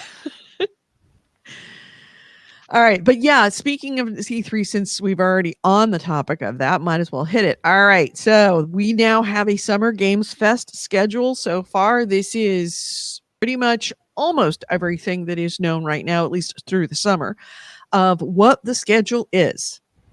First off, May 14th, so coming up in just a couple of days, the Final Fantasy 14 Digital Fan Festival. That's going to kick off with a 2-hour keynote address featuring Final Fantasy 14 director Naoki Yoshida on Friday, May 14th at 6 p.m. Pacific time. Then June 5th starts the like game month, starts the whole festival kind of in earnest. June 5th is the Indie Live Expo, which is going to start at 2 a.m. Pacific time, 5 a.m. Eastern time on Saturday, June 15th. This is predominantly focused on indie games in the Asian market. Then June 12th through 15th is E3. Right now that we know, we don't know many details, but we know that Nintendo, Xbox, Ubisoft, Take-Two, Capcom, Warner Brothers, and Koch Media are all confirmed as partners for this event. Square Enix has made a less formal announcement that it's going to have something to show as well at E3. Focus Home Interactive also plans to announce that we have known so far of 3 major titles at E3 ahead of a larger reveal at the Games Awards at the end of the year. Then within E3, those 4 days, 3 days, 4 days really. June 12th is Ubisoft Forward. It's usually how they start off E3 anyway. That's going to be at. So the Ubisoft's just like, we're not associated with E3 in any ways, but we're going to have our own virtual event at the same time. Yes, that's what they do anyway. That's what they've always done. It's always Ubisoft, EA, Microsoft, and PlayStation. And that's true. I guess Nintendo were before the event. Yeah, they're not the Monday before the event started on Tuesday. Yes, exactly. So they're not part of E3, but always. I mean, they held it like 2 blocks away from E3 in this big old theater. Yeah, so. But their showcase is going to take place on Saturday, June 12th, Pacific time, noon Pacific time. There's no details yet about anything they're going to announce, but it is pretty safe to assume that they're going to talk about Far Cry 6, whatever the next Rainbow Six is going to be, Rainbow Six Quarantine or whatever. Oh, yeah. I wonder if they're going to change the name. I think they did. You think they what? Yep, your audio just went out. It's that time, Nick. You talk too long about fucking all the other fucking games you fucking talk about so fucking long. This is what happens to you. This is the penance. This is the payback for all the blah, blah, blah about blah, blah game. Taking an hour. Shut up, Andrew. I can hear you breathing. So yeah, the Rainbow Six Quarantine, you were saying that you were not sure if they were going to change their name. I think they did change the name. Yeah, I think it's Rainbow Six Quarantine or whatever. I'm not. No, sure I think they changed it because pandemic and stuff. Oh yeah, good point. Maybe they might. So of course, the big real question is whether we're going to see things like they've been rumoring, they've been literally totally teasing us about like Beyond Good and Evil and Skull and Bones, all of that. So we'll see. Every year we come there full of hope, and every once in a while they throw us a bone and then don't deliver us anything because we're like that. So then on June 13th, the next day, that's going to be the PC gaming show. I believe, I think it might be live, a combination of both in-person and digital. Don't know, but it's focused on PC games, obviously. Also that same day, the Future Games Show, which is hosted by Games Radar. It's like it's a sister broadcast of the PC gaming show. So it's going to be happening at the same time, but this includes announcements for games on console and mobile as well as PC. Then the day after E3 technically ends is the Steam Next Fest. That is formerly known as the Steam Game Festival, and it's pretty similar. The Steam Game Focus. It's going to be all Steam games. And then finally, July 17th, a month later, is TennoCon. I couldn't go without mentioning TennoCon. So the TennoCon 2021 date is Saturday, July 17th. They're going to be making some big announcements and about the updates to Warframe. It is an all digital festival, so it's going to have a bunch of community focused events that going on, and there's going to be options, of course, to buy merchandise and in-game content. And they're also going to be, doing this as a fundraiser for Project Unity for relief of homelessness. So it's got a charity side to it as well. So that is pretty much most of the summer. There's another one that's some other stuff that's announced for October and November, but we're not going to talk about that yet. We're still half a year away. And if you want to know what they all are, there they are right there. There's your dates. All right. And it looks like they did rename Quarantine, but they haven't like officially renamed it. I guess the current working title is Rainbow Six Parasite, but they haven't like said that's the new title. It's just like we threw the old name out and now we're putting in a new name. Yeah, but like we don't know if we like the new name, so it's just a working title at this point. Mm-hmm. Got this from a friend. Rainbow Six Mask Mandate.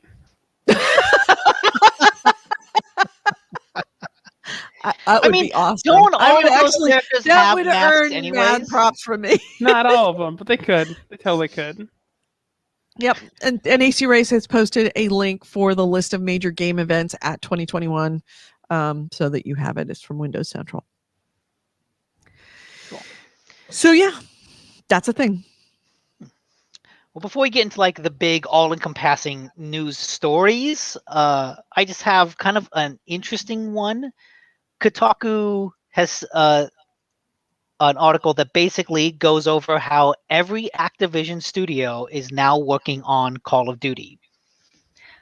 Some are working on Call of Duty Online. Some are working on the main games. Some are working on Warzone. Some are working on DLC for DLC expansions for the general multiplayer. But everyone is working on Call of Duty. Is Activision Guitar Heroing Call of Duty? They are, except that Call of Duty has proven like resistant to any of that. Like it's a sports game.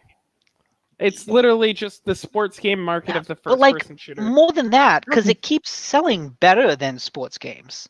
And I know I saw an article about this years ago when someone was like talking about making this comparison when Guitar Hero was still a thing.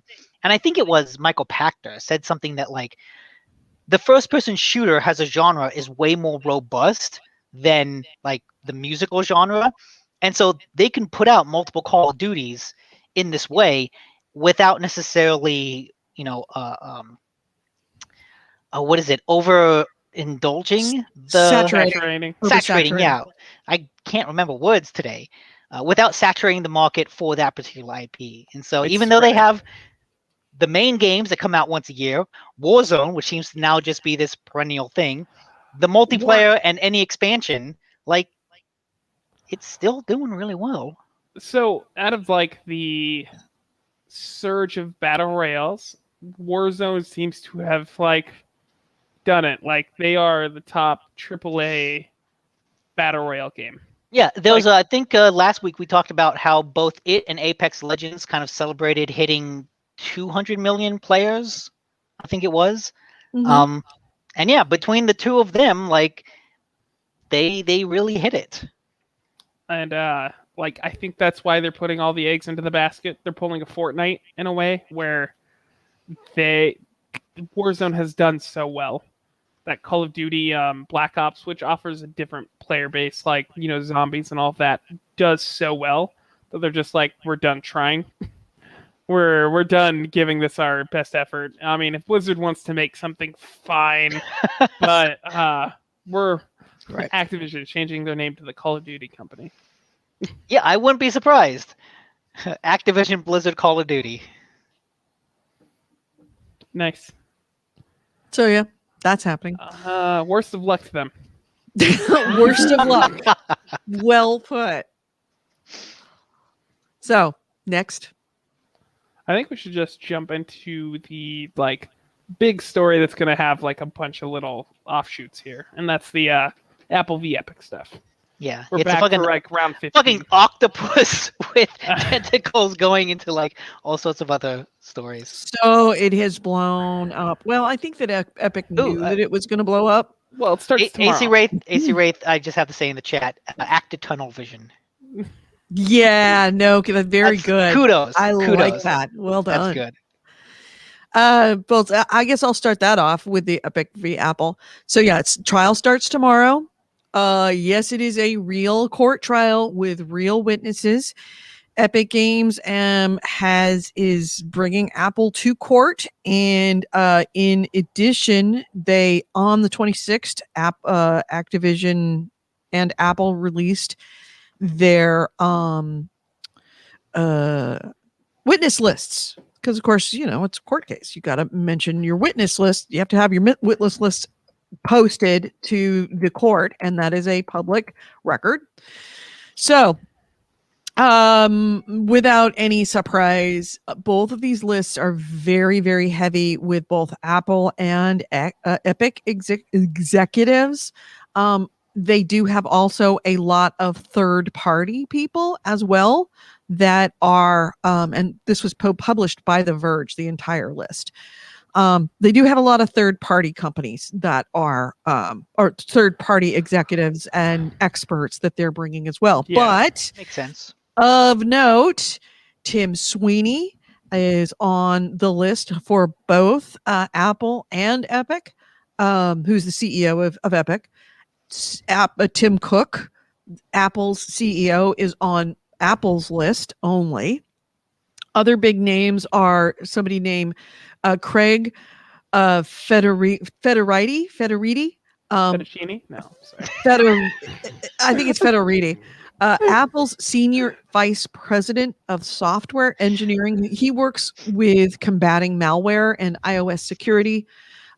Eddie Q, who's Apple's senior vice president in internet software and services. He covers Apple Store business strategy, App Store financial performance, and current and historical App Store policies and practices. Let's see, and Apple fellow Phil Schiller, who deals with App Store business models and App Store commission. That is on Apple's list. So he's going to be huge, I think. Right, exactly. And then, of course, Epic's got its own list, and this is just the Apple list right here. There's Epic's witness list that includes Steve Allison, Epic's store general manager, Andrew Grant, the engineering fellow who is dealing with the Apple developer program. In addition, they're also calling Apple employees they're pulling actually Eddie Q is on both of those, the internet software and services. Like I said, he's going to be the big one, considering he's going to be the primary lead for what this lawsuit is about. So. Right.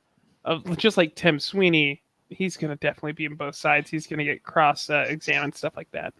Right. I don't know if that's actually a thing, but...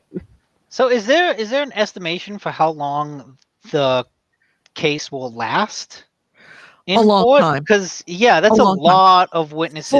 For example, if you look at this one right here, Philip Shoemaker, who's a former technology director for, I believe, Apple. Is it Apple? Yeah, Apple's former technology director. He's going to be covering App Store review policies and practices. He's scheduled for 55 minutes of examination, according to The Verge. And then an extra 15 for cross-examination. Right. So we're talking about more than an hour for just this guy. Yeah. So in theory, you might be able to get through 8-9 max people a day, and this list has it's probably closer to 4 to 5. Because of course they have to have motions and other stuff. True. There's also breaks, stuff like that. Breaks, lunch, and then some of the interesting stuff is who Epic is calling as far as a third-party witness, including Xbox's business development VP, I'll get into. I have something about that. Right.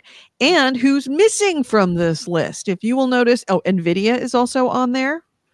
Yoga Booty Company is also being called. I'm not really quite sure. Well, it says app distribution, participation in app developer program, So app basically, store review process. they're pulling in people who are a part of the program. Yeah, who basically would be be like, hey- affected by the thing that they're fighting Right. against. Right. But who is missing from this list? And I have not seen in either one of these lists. Oh, Alphabet has documents submitted. But Yeah, that's Google. Yeah. yeah, Google. But Roblox if you will, submitted documents. yep. It's hard to imagine like Roblox being a serious company just because of like the memes and Roblox in general, but it's worth a lot. Yeah. It's It is fucking a huge. big ass company. But if you will look in the expert witnesses or the third party witnesses, we got Microsoft, we've got Nvidia. Epic's list has Microsoft and Nvidia and Yoga Booty and Match Group. Who's missing? Valve. There is nobody from Valve that is going to be called, which I find sort of interesting because Valve has a stake on in this on both sides, given that it is a dominant platform for distribution of software to users, but it's also something that is conceivable that it could compete with Apple for distribution of apps if Apple's walled garden was opened up. Well, we have Except a story on that too. There is no Steam for iOS. So at least as far as Apple's concerned, Steam. No, right. But why wouldn't Epic? But then again, they probably didn't want to call them because, of course, this also pokes holes. Or maybe they said, we're not going to appear. They wanted to, but they said, we're not going to appear because we don't want you to poke holes in the idea of walled gardens because we kind of have our own walled garden. It's not entirely walled. Let's just say it's a short 4-foot fence that keeps the dogs in, but other people can come over. Oh my god, I can totally see fence garden becoming the new technical term. I think Valve wants to picket fence. Keep their Things nose, can slide through. Valve wants to keep their nose clean. Like they want to stay the fuck out of this because they've got irons on both sides. I don't of that think fire. it's not up to them. Like if they would be called as a witness, they would have to go, right? So this is Epic and Apple choosing not to. Like it's them choosing. We don't want to call on Valve. Well, this isn't a like versus the state or versus the U.S. government, like in a criminal proceeding. So they can't be forced to do that. Yep.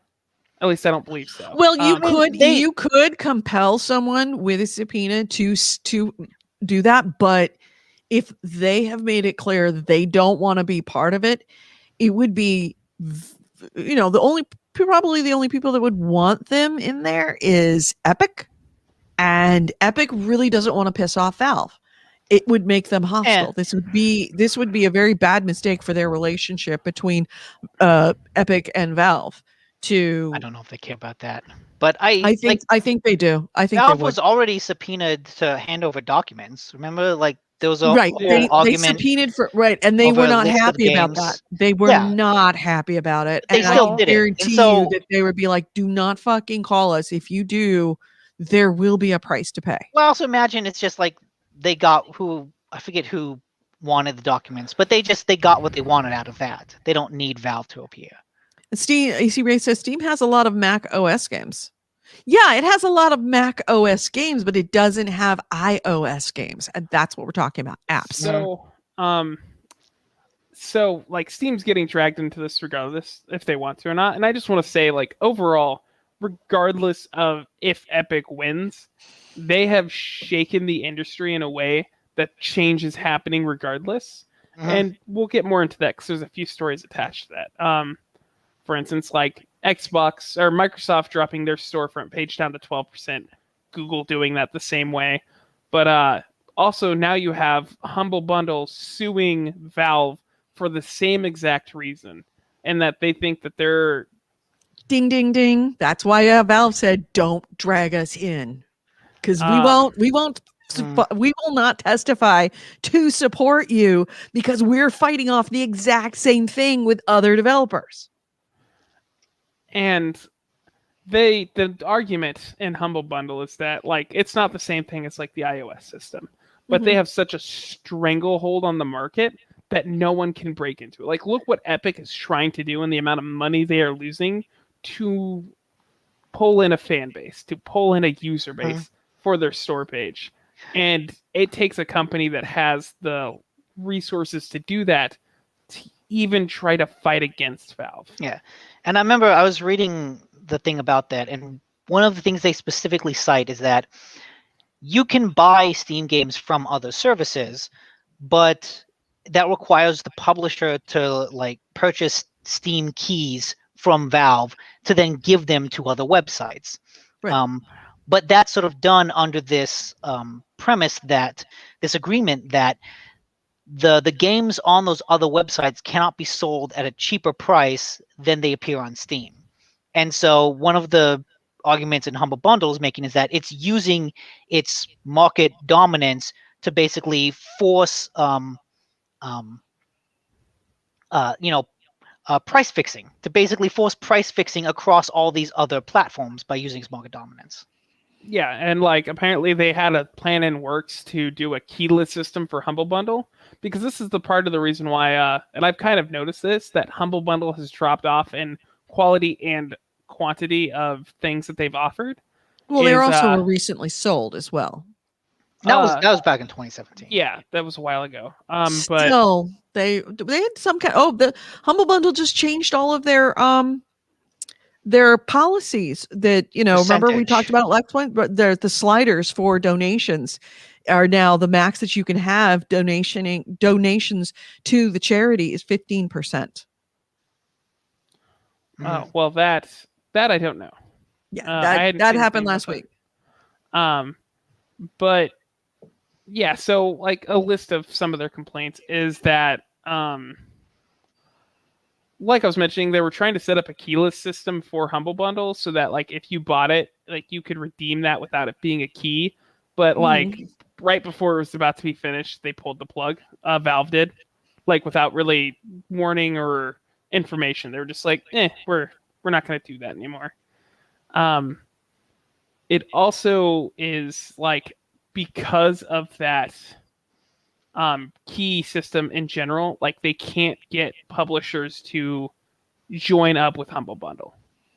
Essentially, they can't give their game away like cheaper, like so it's not affordable. They can't afford to give those games away to Humble Bundle to do those good deals.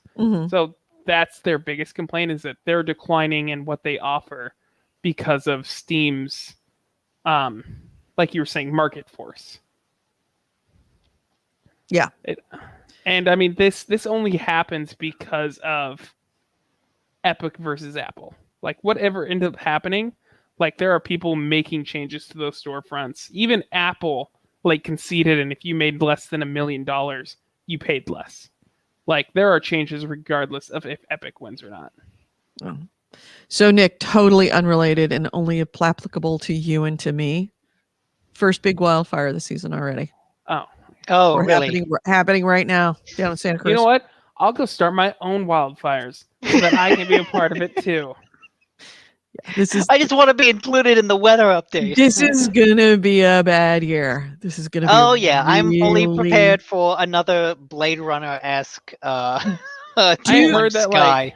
Yeah. Do you have your go bag ready? Because you should absolutely have a go bags ready this year. If you've never had one, get one ready this year. Yeah, I I heard, don't. like, the drought was like usually I haven't needed to. Yeah, like well, up to 60% don't until you last do. year of like the country or of the count, like the state. And this year it's like 96% of the state is dealing with droughts. We haven't had a drop of rain except for what was it? Was it last week? I think it was last week, since pretty much the beginning of the year. Fun fact: Nestle is actually getting sued because of this. Good. Because of the drought is so bad, they're still pumping millions of gallons out of California on a contract that was signed in 1986 that expired in 1986. Yeah, no, Nestle's evil. Nestle's aren't they also like doing child evil. slavery somewhere to pick cocoa beans? They also think that water rights shouldn't be like you should have privatized water rights. Yeah. There was a Nestle executive that was on camera and said essentially that water is not a human right. Flat out said water is not a human right. Fun stuff. Yeah. Really awesome company. So yes, in fact, AC Wraith, if you ever want to, you could you look up on YouTube a link for a video called Nestle Worse Than You Think. Huh. Um, So yeah. So going yeah. back to something you had mentioned, Andrew, that other platforms were lowering their cut from the standard 30 to basically lowering it everywhere. Microsoft did follow that to lower their PC storefront to 12%, which will take place in August 1st. Important to note that they did not do the same thing for the Xbox store. But apparently there are internal documents to suggest that they are considering doing it. Yes, like they To thought kind about of- it, but then they're like, let's just do the PC first. Let's kind of get a little bit more from the Xbox store, because at this point it feels inevitable that PSN and the Xbox store will lower those cuts.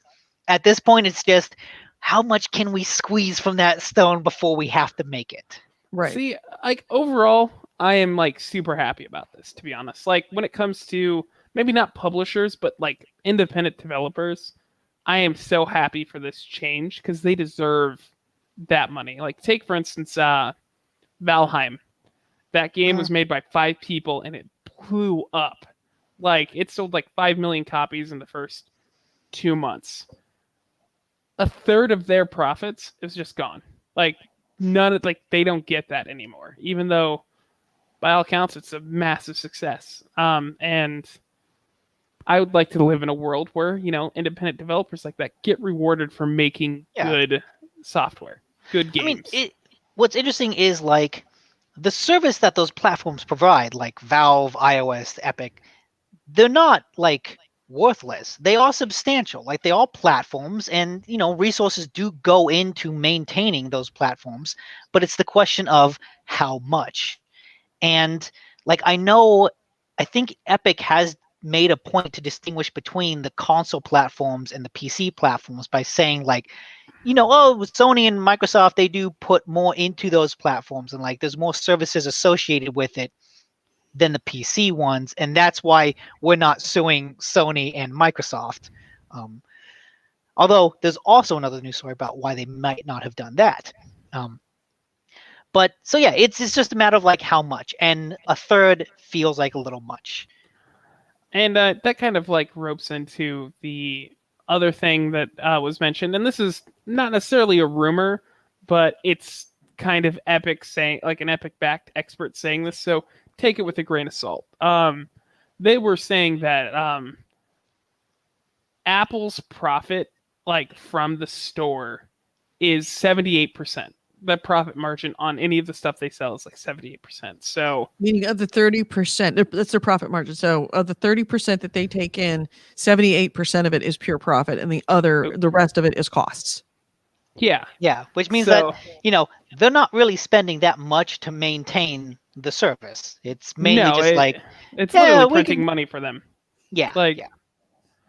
And I think it's kind of interesting going back about the 12%, because you said that Xbox has changed it to 12%.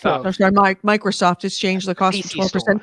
It's kind of funny that number is coming up, because at the same time this week, Epic bought and it's kind of funny that you mentioned it because it reminded me of something that I read that I didn't write down. Epic bought a art store. It's actually a digital art sales platform called ArtStation, and they focus on digital and video game art. They purchased it, and before the purchase, the cost was 30%. That's how much ArtStation that was took their from the cut. sale. That was ArtStation's cut from the artists who sold. ArtStation took a 30% cut. Epic bought it and reduced it to 12. And if they're someone that actually is considered what's called, it's like ArtStation Pro, where they pay $10 a month, it's reduced even more so down to 8%. I think that the first person who did this, so Epic in this case, kind of set the market for it. Like, Yeah, you they're can't- trying to set that number of 12%. yeah, and if other people don't fall in line, that will lose them like business. Like Yeah, 'cause- that'll make people not put their software up on their site. I saw in the And it story is that you kind of said Google interesting- did lower it, but they only lowered it to 15% for like the first million sales or $1 million or something like that. I thought that was Apple who did that. According to Ars Technica, it was Google. Okay, then my bad. I apologize. But I do think it's kind of interesting that Epic I bought do an think art Apple did something. sales platform. I think it's just them diversifying. Like, I think it's a combination of them diversifying, and I think the fact that they went and purchased it and reduced that 30% cut to immediately to 12%. I think that was a bit of a statement as well. Yeah, I think yeah. they did Like, that hey, on purpose. we practice what we preach. I'm sure that Right. that was something. Kind of thumbing their nose, saying, "Look what we can do." Well, ArtStation is not the only company that does this. It's not a walled garden for art sales. But yeah, I don't think that ArtStation makes enough money for Epic to go, oh, this is going to be so beneficial for our business. I think they purchased it strictly so they could do this. Yeah. So they could go, we're making it 12. maybe, but like, it has to offer some financial benefit. Like, maybe it won't recop. It's like, This does not strike me as something that is Maybe it's vertical integration. It's a way to easier to find, artists that they can then hire into their main company. A lot of these artists actually come from other companies. Well, one of the artists that's sold on there is a woman named Anna Padadwarna, who worked on Cyberpunk 2077, and Letitia Gillette, who works for Blizzard and Disney. So these are actually existing video game artists a lot of times. so, I mean, well, No, there's I no way think that this is there. That it makes no business sense given I Epic's don't model. think I This is- was not gonna say that. I think there's more to it, like, than just like lowering that percentage. Like, there has to be Yeah. more to it. Maybe they don't plan for it to be this big, like, deal. Like, it's not going to be making them millions of dollars. Maybe that purchase was going to get them like the PR of doing the 12%, but it also has to make a profit, or they're going to scrap it. One of the two. We'll see. Is Epic publicly traded? No. Then they don't have to make a profit. Well, they still kind of do. Yeah. The company has to make a profit, but they don't face the same I kind don't of think- critical reaction from investors. Yes, but I think it's a little conspiratorial to be like they bought this company just so they could make a statement about lowering the cuts.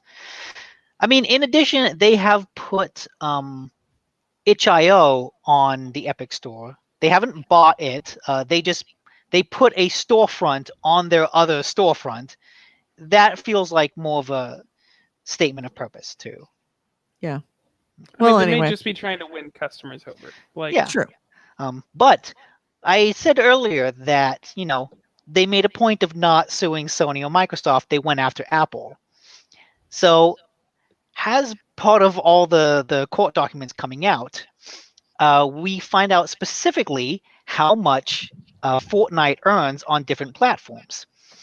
And we found out that, Fortnite earned $700 million from iOS over the 2 years that it was available. Turns out that is like the fifth lowest, revenue Place. stream. They actually made more from PlayStation, Xbox, Switch, and PC. nice. Interesting. So basically, one of the reasons that they were probably very comfortable suing, both Google and Apple is because they knew, well, That's if only we really anger them, it's kind of just a drop in the bucket. compared mean, to it's- the other platforms. Yeah, It's which been is why clear. maybe they don't sue Sony and Microsoft because, okay, that would actually impact significantly how much That's money not we gonna. make. That's not a fuck up our dinner. It might fuck up dessert, but it's not gonna fuck up dinner. And not Yeah. only that, but it sets precedent so that if they choose to pick those fights later, they'll have a case if they win, and if they don't lose those revenue streams. Exactly. It's like, let's But- not take on the big guys just yet. I mean, I don't know. I mean, obviously we've seen over and over again that this was a deliberate and planned attack by Epic. So it's not surprising. Absolutely. Like, and again, like, disclaimer every time we talk about this. Epic is not our friend. Epic does not care about their consumers, really. They may show a front, but If they could, Epic they would had do a too. walled garden that was had a stranglehold and a monopoly on any industry, you bet your ass they would charge 30% if they could get away Yeah, with it. So, like, I don't said buy I into said the a couple propaganda. weeks ago that it was like Godzilla versus Ghidra. It is. I do think that is an apt comparison. You kind of root for Godzilla because you want him to win, but Yeah. he could still destroy you. So yeah, he's don't- still a fucking He's still asshole. yeah, he can still destroy a city. He may Godzilla's be a like dick. he may be fighting like, a bigger monster, but he's also still a big monster. Yes. It's just disclaimer. Just always a disclaimer on this because it does seem like Epic's trying to be a champion for the developers, for the consumers, but no, they're not. They're trying to. We're not making Epic our pet. Epic is making us our pet. Their pet. Mm-hmm. Yep. Nice. So yeah. Anyway, moving on. Well, also similarly, related, unfortunately for Apple, the EU has recently put out a statement or a ruling that Apple's 30% cut from rival music services goes against competition law. So basically, what it meant is that services selling music on Apple would take a 30% cut of any music sold through, Spotify or something. But that cut wasn't there, if they sold through the Apple Store. And the EU ruled that this is, anti-competitive and ruled against Apple. And so this is just another example of them kind of getting attacked from all sides at the same they time. didn't rule that the 30% cut was anti-competitive. They ruled that no cut was anti-competitive because other ones were charging 30%. Did I misunderstand how you explained it? No, I'm trying to understand what you just said. Okay. Apple, the commission said, quote, Apple has a dominant position in the market for the distribution of music streaming through its App Store. Right. And that by imposing rules on music streaming apps that compete against Apple Music, they're abusing their position. So specifically, the two specific points were the use of Apple's proprietary in-app purchase system for the distribution of paid content. Apple charges app developers a 30% commission fee on all subscriptions bought through the mandatory IAP. The commission's investigation showed that most streaming providers passed this fee on to end users by raising prices. Right. And then the anti-steering provisions, which limit the ability of app developers to inform users of alternative purchasing possibilities outside of the app. While Apple allows users to use music subscriptions purchased elsewhere, its rules prevent developers from informing users about such purchasing possibilities, which are usually cheaper. So it was right. Apple forces a fee on all subscriptions. It's not just the fee, it's the anti-disclosure that you could get it somewhere else cheaper because they're having to pass on the fee, the amounts to consumers. If I subscribe to Spotify through my computer, Apple doesn't get a cut, but then I can use that login on iOS to get all the same features. If I subscribe through iOS, it will be more expensive because Apple takes a cut, and Spotify is not allowed to tell me, hey, go to the website and sign up through there because it's cheaper for you and better for us, and Apple doesn't get a cut. Yeah. Oof. But again, So this is accurate. Yeah, well, always. Yes. Yeah. But I do like the fact that there's been so much of a spotlight put on this kind of thing, like that this is so exposed now. Yes, and that gets into another news story I have. The GDC happened recently, and part of it is that they do this survey of game developers to kind of see what people think of recent trends in the industry. And so Gamasutra kind of has a summary of a lot of the results of that survey. And 44% of developers said that their games suffered a delay due to the pandemic, which is not surprising, but also like, Actually, it's yeah, surprising it's so low. Only It's- 44% had a delay because of it. it's near half. Half things got delayed. I would have imagined like something along the lines of 70%, not 40%. Less than half had a delay.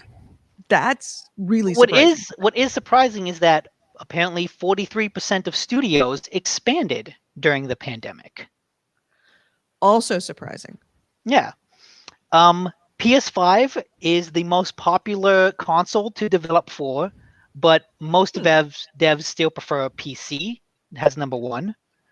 Sure.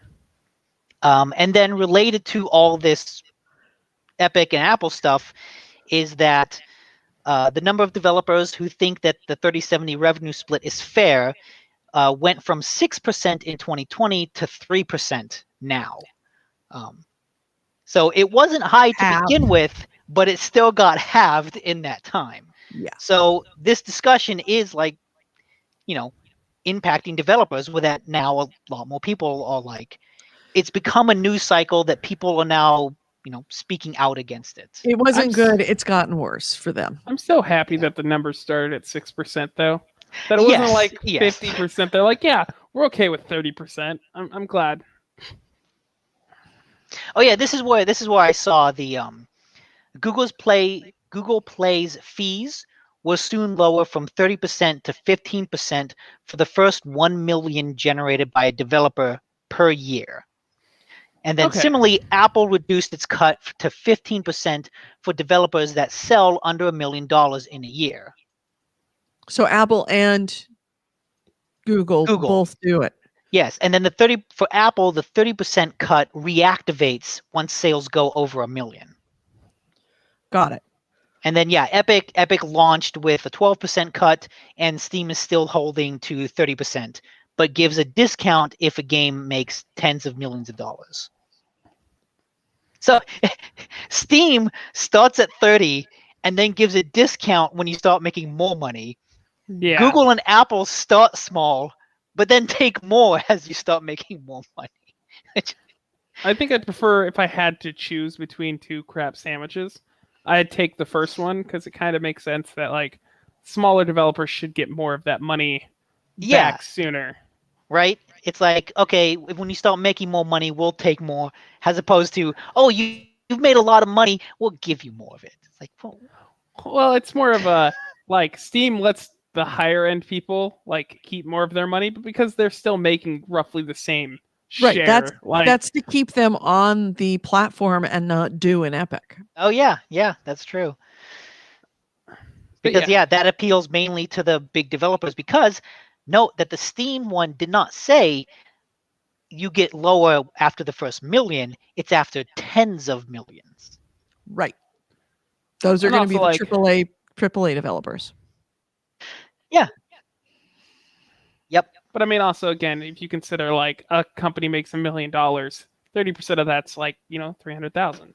But if a company makes 100 million, 10% of that is still $1 million. Like, they're still making a lot more per transaction for the higher end people. Yeah. So basically, it's in Steam's favor. They still benefit from lowering that, whereas like Google and that initial 15% is for the developers, if that makes sense. Like, the motivation there is different. Yeah. All right. So, have we beaten this horse? Yeah, I think so. Yes, that horse. I have a kind of fun, crazy story that we can end on. That's kind of a. What do we end on? I've only done one story. Well, we're pretty far in. It was a big one. I've dropped if you want to keep going.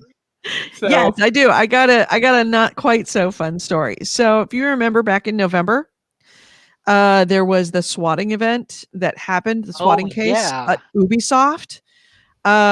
So to remind you, back on November 13th, somebody called 911, well, the equivalent of 911, Montreal police, to say that 5 men had taken 40 employees of Ubisoft Montreal hostage and that they would blow up everything if demands for a $2 million ransom weren't met.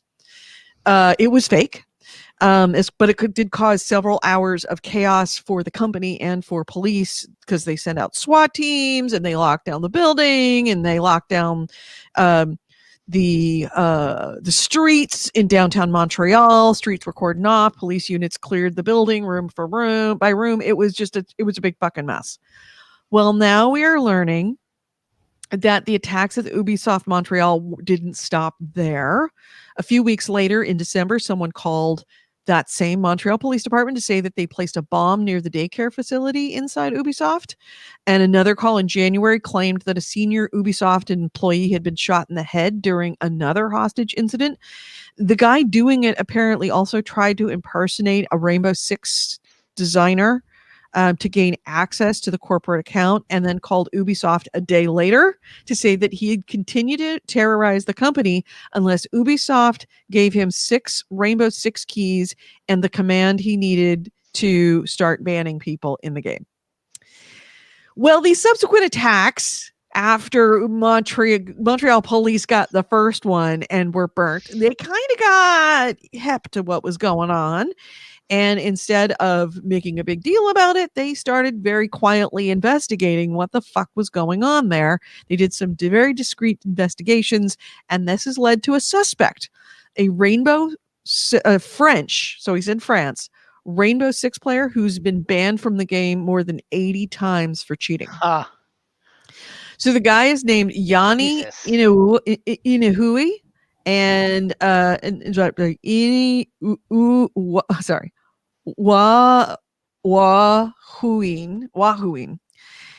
Yanni Wahuin, who is reportedly admitted to being involved in swatting in the past, but he didn't do this one. So he hasn't been charged yet, according to Montreal police, because they say that they are continuing their investigations. They are trying to identify at least one more person that was apparently involved in this. But this guy lives in France, and so he'd have to be extradited, which Montreal police say, yeah, we're probably never going to get our hands on this guy because France doesn't extradite people. So yeah, but this dirtbag is now officially identified. But he was a Rainbow Six player who was pissed off about being banned from Rainbow Six. Yeah, you get banned 80 times. 80 times. But I mean, what he was asking for was so stupid. Yeah, right? Like, I can take these hostages. I want 6 game keys and mod privileges. Oh, it's just no. But as someone who's like divested themselves from reality and their entire life is Rainbow Six. That's what it sounds like. That is not a mentally healthy person. Yeah. If they're banned 80 times and like they keep coming back, they keep restarting their account that many times, that's there's a compulsion there that's not normal. He's got real problems. Now, on a happier note, we got our PS Plus games for May. So, PS Plus free game for both PlayStation 5 and PS4. There's 1 PlayStation 5 game, 2 PS4 games. The PlayStation 5 game can get Wreckfest, which is a demolition derby game originally released in 2018. It's now out for the PlayStation 5. It's exclusive to the PS Plus subscribers for right now, and it's going to become available for purchase in June. The PS4 games that you can also download are Battlefield 5 and Stranded Deep, which is, I guess, an open world survival game. Mm-hmm. And so I have my fun story. Do I have it? One other question that we before we get into like the lighter heart side of the news. CD Projekt Red. Ah, yes. Yes. So it was announced this week or revealed this week that despite the fact that that Cyberpunk 2077 launched pretty much unplayable and is still not good, It's iffy. had a launch so bad that it actually had to refund people and is still not on the PlayStation 5 store Did we- because of that. I think, did we mention the story about refunds? That CDPR says that they only refunded 30,000 copies of the I games. think, yes, we mentioned it. I think that last week, but they did have Okay. to refund 30,000 copies of the game. Like that's not a lot, but that's only what CD Projekt refunded. That doesn't necessarily take into account like refunds from PlayStation or Xbox or things like that. Right. Well, or Valve. Oh yeah.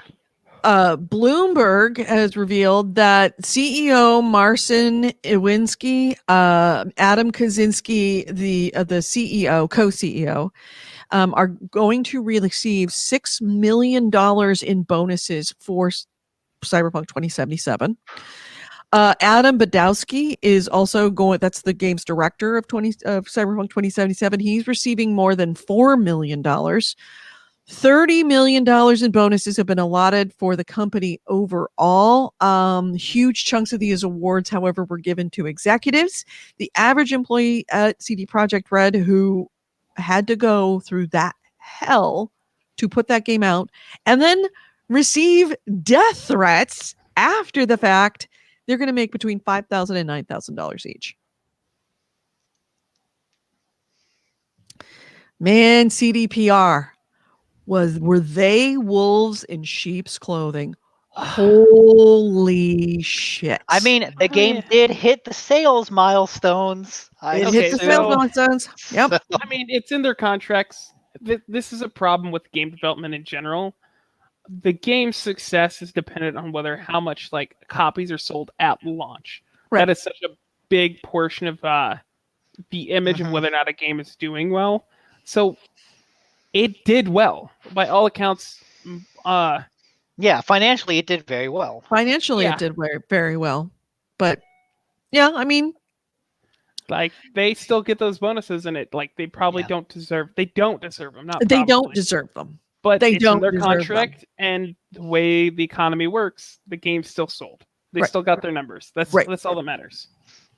I mean, the thing is, and you see this like in movies too, like the consequences of a bad product are seen the next time out, not necessarily this one. Yes. And but like from a marketing standpoint, as a product, Cyberpunk was a success. It Yeah. just was. Yeah. I don't know that I will ever feel good about buying another CD Projekt Red game again. The will. fact that these three guys, like literally these three guys, Iwinski, Kaczynski, and Badowski, all lied. I mean, not just like, oh, we fucked up and should have known better. Literally lied to customers. Flat out lied to customers. Flat out lied not only about what it could do, about whether it was playable, lied about how they were treating their employees. And then they make this kind of money. And like there's no and on top of that, the remainder of that amount is not rewarding these employees that they were essentially running us, for all intents and purposes, a death camp for their developers from the sounds of it. Like the crunch, like lying about the crunch, turning it into kind of a survival of the fittest within their company. I mean, are they level of team bonding? No, they're not a level of team bonding, but they were bad and then lied to us about how they were treating them as they were doing it. Yeah. There's I this will assumption- never trust them. I cannot feel good about buying from this company. They abused us, they abused their employees, and then they walked away with millions of dollars. Well, I mean, they got rewarded for playing the game right. Right. Like this Yes. is an issue in general with like this is a cultural issue that like companies focus on making money for themselves and the shareholders. It's not about the product. The product can be nothing, as we've seen, and they still succeeded in what they were supposed to do. Right. And no, that's the thing, is that why I will never feel good about buying a CD Projekt Red game again has nothing to do with the product. I mean, it does. Obviously, the product is what starts this. But I don't feel good about it because of how they have behaved to us and to their employees. Even if you win, you win the Rat dollars and cents of it, doesn't, if you do it without honor and in a really shitty way, I can choose not to feel good about it. Like, and I think that's you can what make you'll money see. at making shoes, but if you're making shoes in sweatshops and it's revealed you're making shoes in sweatshops, doesn't mean I'm going to ever feel good about buying those shoes. I will never feel good about buying anything from CD Projekt Red, because not only did they make a bad product but they did it in a really shitty way and lied about everything. And I think that's what you'll see whenever they put out their next game, is you'll see the consequences of that. Yeah, either you won't see that for Cyberpunk. No. Honestly, I don't know. We'll see. We'll see in the future when they make another game in 6 years. But yeah, right. How long Yeah, is long enough to forget? Right. I think Well, that's I hope it's the gonna be game hard. sold a lot, because the money they made from Cyberpunk is going to have to keep them afloat for the next 6 years. Right. Long and enough for repurchase. long enough for a whole new generation of gamers to come back out. I mean, I don't know. I mean, what happens if the management leaves? What if it gets rotated out with new people? Like, That's it's probably not- what they're going to do. So all these guys have just made their money and they're going to walk away. And that's why it's a part of me. It's like, I'm never going to feel good about it, because, you shouldn't walk away from this better off. Yeah. There's got to be some kind of reckoning for these guys. I don't know. I agree, but reality does not play out that way. They did what was right for them. So I wish that wasn't the case. Mm-hmm. And honestly, later down the road, I'm going to look at whatever game they come out, and I'll be more critical of them. Yeah, they be a little sold their suspect. goodwill. But if they make a good game, they make a good game. It's like Nestle, guys. They make good water, great, but at what cost? Do they make good water? I think of chocolate when I think of Nestle. They make fine chocolate bars. Nestle water? That's who's being sued about pulling billions of gallons out of California in the middle of a drought. Yeah, but I don't think But of they water also when I make think like of cookie Nestle. and like chocolate. They're in stuff. everything. And Nestle is in They are. everything. I just They always make think of baby formula. I mean, they're in everything. But yeah, it's like 5 companies on the world when you really get down to it. Yeah. So what's your kind of fun thing? And I've got my kind of fun thing. This sucks for the players of Apex Legends, but I find it a fascinating example of, like, I don't know, players. So basically, players are getting kidnapped and killed by their own teammates in Apex Legends. So what happens is this happens in like the diamond ranked, super high ranked, The ranked ones, when right. kills really matter. And what happens is a stranger will join up with 2 people. Those 2 people will collude with another team, and they'll lure this third victim into a respawn area, have them get killed by the opposing team, bring them back, have the opposing team kill them again, bring them back, have the opposing team kill them again, has a way to farm kills. Nice. And it's just, I find it a fascinating example of, like, ways to abuse the system, and just the fact that, like, you're being betrayed by your teammates and, like, kidnapped and murdered by the opposing team and betrayed. It's a wild story, and it sucks for the people happening it to, but it's, from the outside perspective, it's kind of, I find it a kind of an amusing, eyebrow raising, like, Apex Legends is fucking weird. Yeah. Just more proof that I want nothing to do with these battle royale games, because eventually they just turn toxic. Well, You liked okay. Apex. Lower I did. end. I would it's never go fine. back because it No, was great lower the end, it's first couple of fine. months, and then no, then it got bad. And it's like I knew. It's like, oh, this is just a matter of time before this culture goes to shit. I think it And it just did. shows it happens. This is happening in the diamond ranked, and for me, I think it shows when you get up to that certain level, everything becomes so serious that it's You betray your teammates. yeah, you're finding ways to cheat the system to advance because like I can't lose this diamond rank. There's too much, invested in this thing. Right. It ceases Better to become swat a the fun studio game. because they banned me. That's a mentally unhealthy person. But Yeah. Edie, we're not diamond ranked. Let's be honest here. I'm never going to be done. Yeah, I would go back and play some Apex Legends. Like that's fine. That's cool. I got a fun nothing game. against it. It's just that, when If you I'm get gonna up to play that a level, frustrating game where I'm gonna die with other people, I might as well just play play Outriders. Outriders. Nice. All right, so here's my fun story of the day. So, Stadia. So Stadia has now been out. Where's the thing? God dang it. There we go. Stadia has been out about 18 months, more than that if for the founders. And the Google Stadia actually released a tweet today with good news. Guess what? A search bar is now rolling out to the Stadia store. Nice. Right when they needed it most, when they cut all of their developers. Yeah. Nice. I mean, is it even necessary? How many games are From on the service? the company that brought you Google after 18 months, we now have a search bar in Stadia. The comments are hilarious. No, I will defend them not adding a search bar until now because they haven't really needed it. Everything just was on the front page anyway. They don't have any Exactly. games. You can't search what's not there.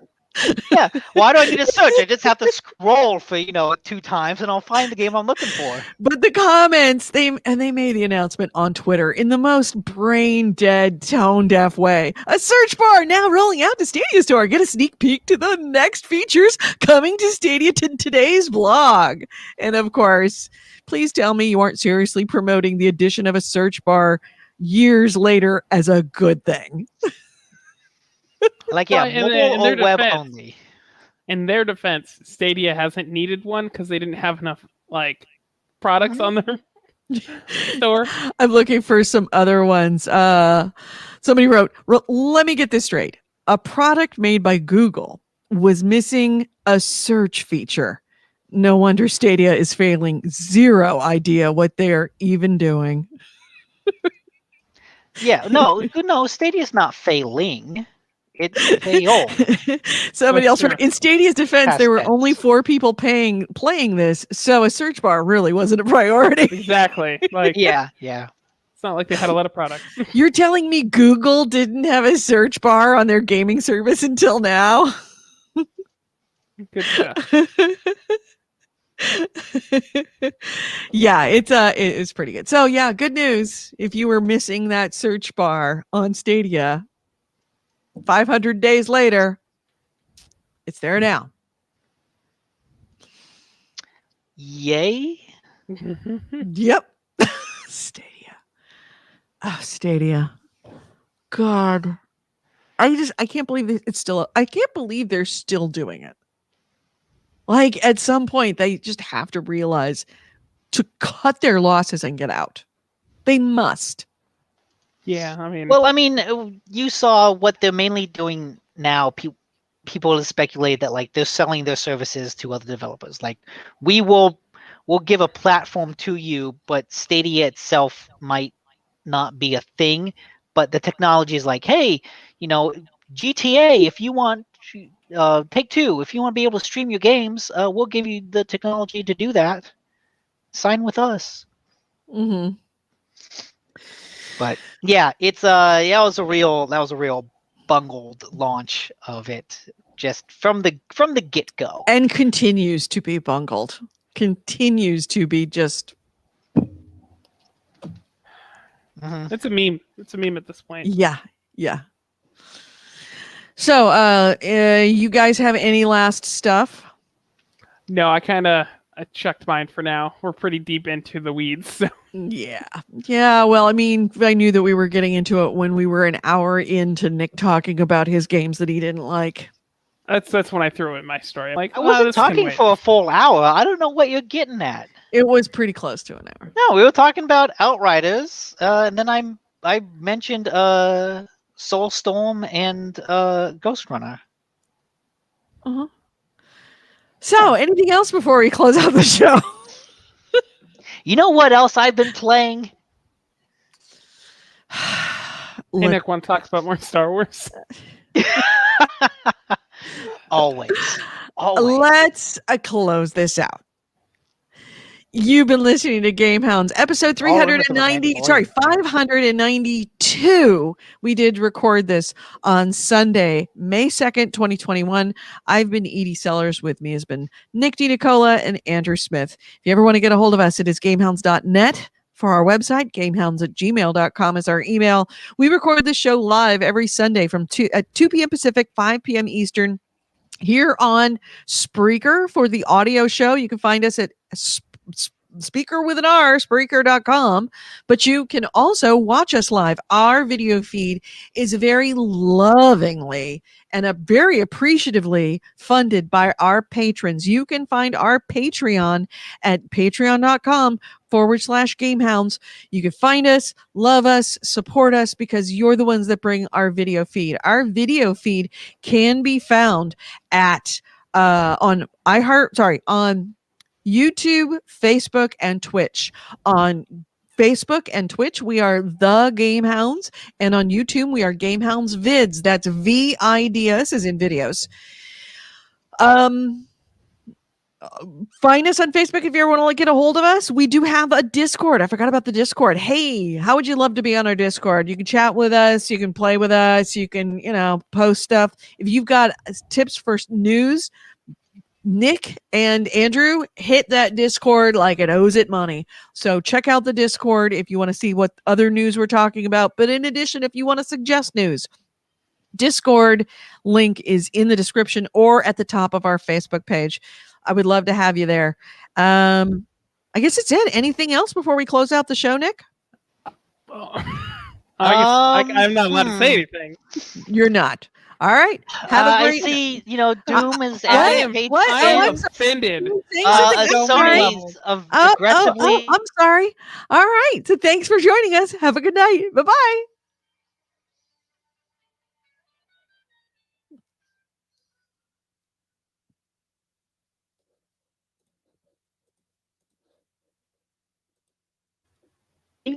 All right, you're Lego unmuted. Batman and Tropico 4. You were completely muted the whole time, so I don't care. I know. I want to have myself saying something. Do you want to say anything else before we to our loyal watchers? These aren't our listeners now. These are our watchers. I need food. I'm being held against my will. You're being kidnapped for kills? Yeah. No, we need you to stay, Andrew, because another podcast is going to come along And kill you. and kill you. But don't worry, we'll bring you back. Repeatedly. And they'll kill you again. Yeah. All right. Have a great night, everyone. We'll talk to you next week. Thanks for joining us. Bye. Yep. Bye. Bye.